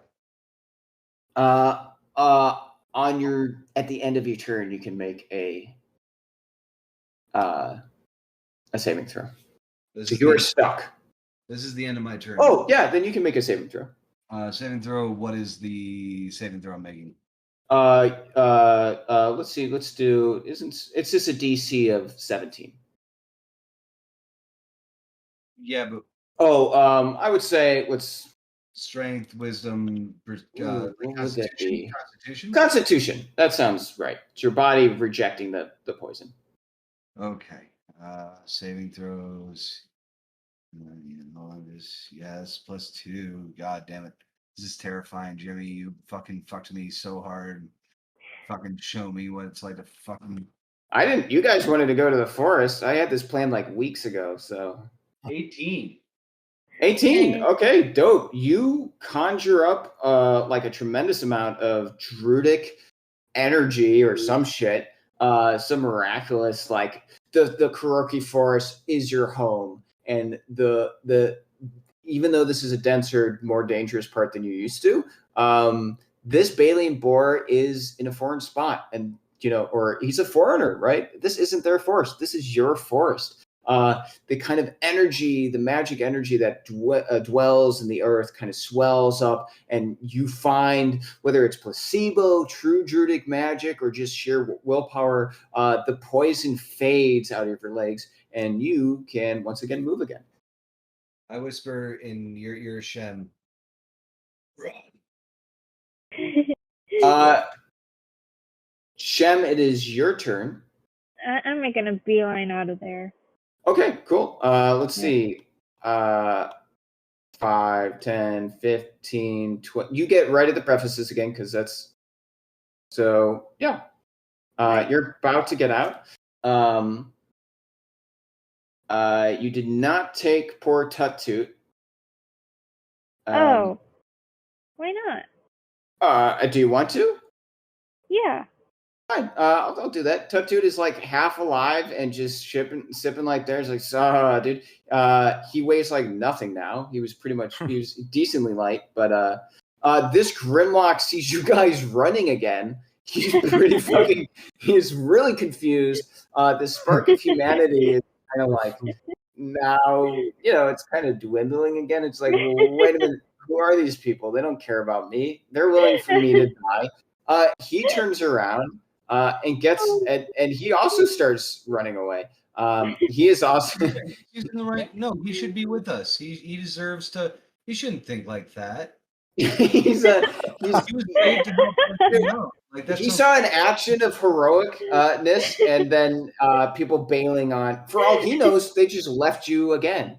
And was in saving somebody else to get away. Let's see. How about this? Because it was a big moment for him. You're right. Yeah. Arguing. Okay, dope. So the fires break out. Tut-Toot kind of lets out this almost deathly cry. It's like a heave. The fire is raging at this point, more in the background. And you notice actually a heap of bushes and trees start crumbling and kind of crunching around. And this loud moan echoes into the forest. And this... Jesus Christ, what have we done? Oh my God. Jesus. This treant kind of wakes up from a slumber. And looks around. Oh my God. It's just Jimmy from Corruption, Theocracy. Yeah, this is not change. I was hoping this. Christ, the themes. Yeah. So he. Okay. Look. This treant looks around and it sees creatures that it's familiar with. It sees the fire, and it sees a creature it's not familiar with. Treants or whatever, not exactly the most intelligent, or wait. Excuse that, very intelligent. I was looking at the wrong thing. Wise and intelligent, can speak, sees a Beylian boar, knows what a Beylian boar is, and moves to attack it. Nice. Giant Battle of the Giants. Fuck yeah. This went from let's fuck with some weird werewolf fucking fucker to Beylian Boar versus the Guardian of Forests. Yes. This fucking metal. This is guys. Get out of here. I'd love to watch, but like no. Yeah. Well, he's going to. I mean, yeah. Maybe, Senor Nebo, perhaps we do not leave. No, we're fucking. Hey, bud. Hey. There is a big guardian. It's a big guardian, and you know what? Once he sees you, he'll know who fucking started the fire. It actually. Good point, my friend. Doesn't take much kindly to dragonborns who spit flame with their tongue. It runs up to this creature and actually makes a call out to the wilderness and summons. Wow. Oh, Jesus Christ. This was an ability it has. It makes sense that it would be able to do this. This is what treants do. They're like, hey, forest, wake the fuck up. All right, now that was its turn. Now these treants get to go. Oh, I love you, Jim. You're so good. No, I mean, that's ancient animate trees once a day. I was about to ask whether or not we could like watch this whole thing through the grate. Well, spectator. I just want to see this fight. yeah. Like I sit back and be like, okay. I mean, we're hiding and watching unfold. Jesus Christ! Watch. Next session we can do the whole priest thing. But Jimmy, why don't you run some fucking battles by yourself? We'll just watch you roll 20 times. We might even go out once they leave, chop off a piece of its tusk, and come back and be like, "Hey, look what we did." Yeah, dude, it was sick. Well, that's what I was thinking. Oh, you That's take what I was credit thinking for it. That's what I mean. Yeah. The whole point was that we need credit for killing a Beylian bull, a Beylian. You know what the fuck I'm saying? Borat, motherfucker. Yeah. He finished it off. Not the treants. Well, what if they finish it off and we just run up and cut its eyeball out and then run back with a big fucking bowling ball sized eyeball? Like, hey, look what we fucking did. We certainly didn't start a forest fire. Yeah. Just don't go that way. It smells like smoke? No idea. Not like everyone from the city is like watching from the walls, like literally just wafting black smoke. Like, was not us. What's happening over there? Can we shower though, just covered in soot? Yeah, just hey, what's up? So both of those trees attacked. One missed, one hit for it was like 12 damage. It slams the steel coating of this Beylian boar. And now it's its turn. As you could imagine, it's going to turn away. Well, let me think. What would a Beylian? No, the Beylian boar is going to face the 3 giant trees that are attacking it. Yeah. Bit the cruel side of me was like, well, maybe it wants to take one more hit at the poor Nebo, the poor druid. But no. Okay. This thing packs a punch too, so it's not exactly out of the. Okay, let's see. Although, what is this? Okay. So okay. Fucking ridiculous. So fucking ridiculous. I love this so much. Like, I don't think D20 has done some cool things. Fucking Roll has done some cool things, but this. Well, don't give me too much credit. Hey, I mean they got a whole thing that's all their own, but like this is fucking dope. It's basically a kaiju fight. Yeah, They're like a big mech fight. You made a joke about earlier, me in a bear suit fighting. Oh god, there is a giant centipede that I have to fucking kill. Give me a second. It just adds to the aesthetic of the world, Anna. I hate them. Oh god. This Beylian boar does 11 damage to the main treant. You want some help, Anna? Your shoe. I don't want to use my shoe. It's fucking big. Let me see it. It's on the wall in our bedroom. Oh, you out of class? Wait, no, I'm killing it. I'm killing it. You forgot to go? No, this is a monster. Can you kill it? Can you kill it? No, don't save You just it. what? Well, if you want to kill it, you can kill it, but I'll try to save it. Oh, I thought you said I just woke up. Did you I was kill like, it? where did you sleep? I'm sorry, guys. Between you and Jim and Anna, I don't know what the fuck is going on. No, hold on. Sorry, I just had my mic unmuted. I was talking to, Oh, to God. my roommate. Sorry. Yeah, I figured that, but at the same time, Jim and Anna are talking about killing something and killing Okay. What did you say? Oh, it's not fully dead. Okay. Yeah, so they do some damage. They kind of keep up. Gorgon moves. Fabio, it's your turn. If you want to try to attack this thing or just watch. I'm curious what my team thinks here, and I asked them before I do anything, but should we seriously consider helping these tree folk with the Borean bull? And I mean, there's 3 of these fuckers. And I feel like they got it. Hey, but I'm deeply conflicted here, deeply exhausted. I've just been poisoned pretty significantly, and there's half a mushroom on me. Oh, that's true. These are all points. Yeah, I guess the mushroom is the win. And the mushroom is the win. He's just a side quest. We were supposed to go talk to a priest tonight. Well, we'll take a mushroom that might know a thing or two. Maybe not. Maybe he just likes to party in the woods. But we should take him because he clearly doesn't need safety, and we need to like get him out of this. But yeah, we need to get in that grave. We need to get moving. We need to All save right. ourselves. Anyone need a heal, or should I just dip? What are y'all thinking? I We're all think I'm nice okay. I think I'm at full health. All right.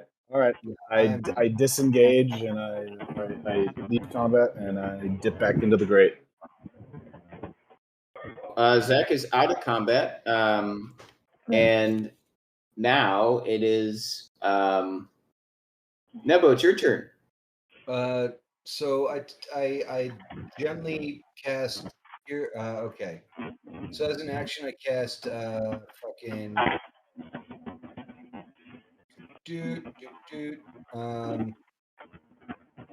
Yeah, I'm gonna cast Cure Wounds on fucking Mr. Shroom Boy. You're still right behind the Beylian Boar. Wait, I thought I was on fucking on Anna's back. No, she grabbed the mushroom. No, I have both of you. Sure, that's true. Yeah, you have both of them. That's fine. So as an action, I'm casting Cure Wounds on him. I think the only thing I would say there's, let's see, 5, 10, 15. I would say you're 20 feet, so you're not. I mean, it doesn't really matter. You'll be able to get away. Yeah, I'm getting off Anna's back. I'm fully human and fully fucking. Okay. Yeah, you cast Cure Wounds on Tuttoot. Great. That's 1d8 plus 2. Yeah, a big chunk of the mushroom kind of just kind of grows naturally out of him as if nothing even happened. Dude, fucking A, that's crazy, dude. Oh, my friends, they're fighting again. Did you see that? No, those are my buds, man. Oh, no. Hey, bro, they're not your friends. We're your friends, and we know where other friends are who love you and care about you. We need to go here now. And using my movement, I'd like to grab him by the arm and move into the grate. Shocker, bro! Shocker! And you kind of. Are you sure you don't know what fucking is? What? You drag him. But my friends. You drag him. You bring him to the sewers. Yeah, you're out of combat. Shemek, it's your turn. We're dipping. Oh, you're dipping. I'm gonna Okay. carry everyone to safety. You carry everyone to safety. Even though Nebo got off, you kind of grip him. And you kind of bring. Can we bring the little nugget? You mean the Grimlock? Oh yeah, he's coming. Yeah, but intentionally, bring him with, come on, buddy. Yeah. Come on, little feel he's confused, but he's more scared of the Titans fighting behind him, so he joins you. Yeah, good. We want him to know that, yeah, that was shitty, and he's very confused, but, yo, dude, we weren't trying to abandon you, bro. We're I was just a bear. I didn't know what I was doing. Okay. All right. He's kind of looking around. He's pretty shaken up. There's a glimpse of human in this thing. Yeah, great job. So you guys left the combat. As you go into the sewer, as you go deeper into the echoes of the fight behind you, weirdly enough, almost extend in a way because the clashes between them aren't dulled by the forest around you, right? But it's echoing through this kind of the sewer that you're in, this concrete sewer, this stone sewer. So as you're traveling through the slime and guck with this kind of half mentally challenged Radish kind of going, dude, fuck, what do you hear that? What is that? And these ears and weird tree moans and stuff kind of echoing through. It's pretty loud. It's pretty uncomfortable. But eventually you come out into a general opening in the sewers. and you have a couple routes in front of you. There's one that goes further. There's another further forward, and there's another one that kind of goes to the left. And then you can tell that there's kind of a trickling, almost, and a little bit light from there. And there's one that goes to the right that seems to go deeper into a darker region. The map you have says to go left is how you get out of here, and into the section near the temple. The map says go left. Cool. Up we go. Yeah. Go. I'm gonna take a moment to talk to the little dude and tut to it, and I'm gonna kind of ask you guys to help me out here. I'm gonna try and say, hey, little dude, tut to it. Look, right now some crazy shit's going out on side there. Little dude, your home, your family, they're out there. Wait until you hear no more fighty bang bang, and then go find family. Okay? You good boy. You good strong boy. Dude, fucking appreciate it. Tattooed interrupts you. You're a good boy too. You wait till the bang bang boom boom go gone, and then we fucking go, man. Dude, you do the same, but hey, I want you when that goes off to head to the tavern, okay? They've got something they want to tell you. They got stuff for you. Your friends there need to talk to you about some stuff. Okay, you do that for me? No talking to friends out there. You go straight to the tavern. They got something for you. They got something for you. You need to go there and get stuff. Cool? Dude, that's so cool. I don't know my way back. Okay, you stay here then. Wait for us. We'll be back. All right. You stay here. Hey, go collect some like damp coldness and grow back more of your like super strong fuckiness.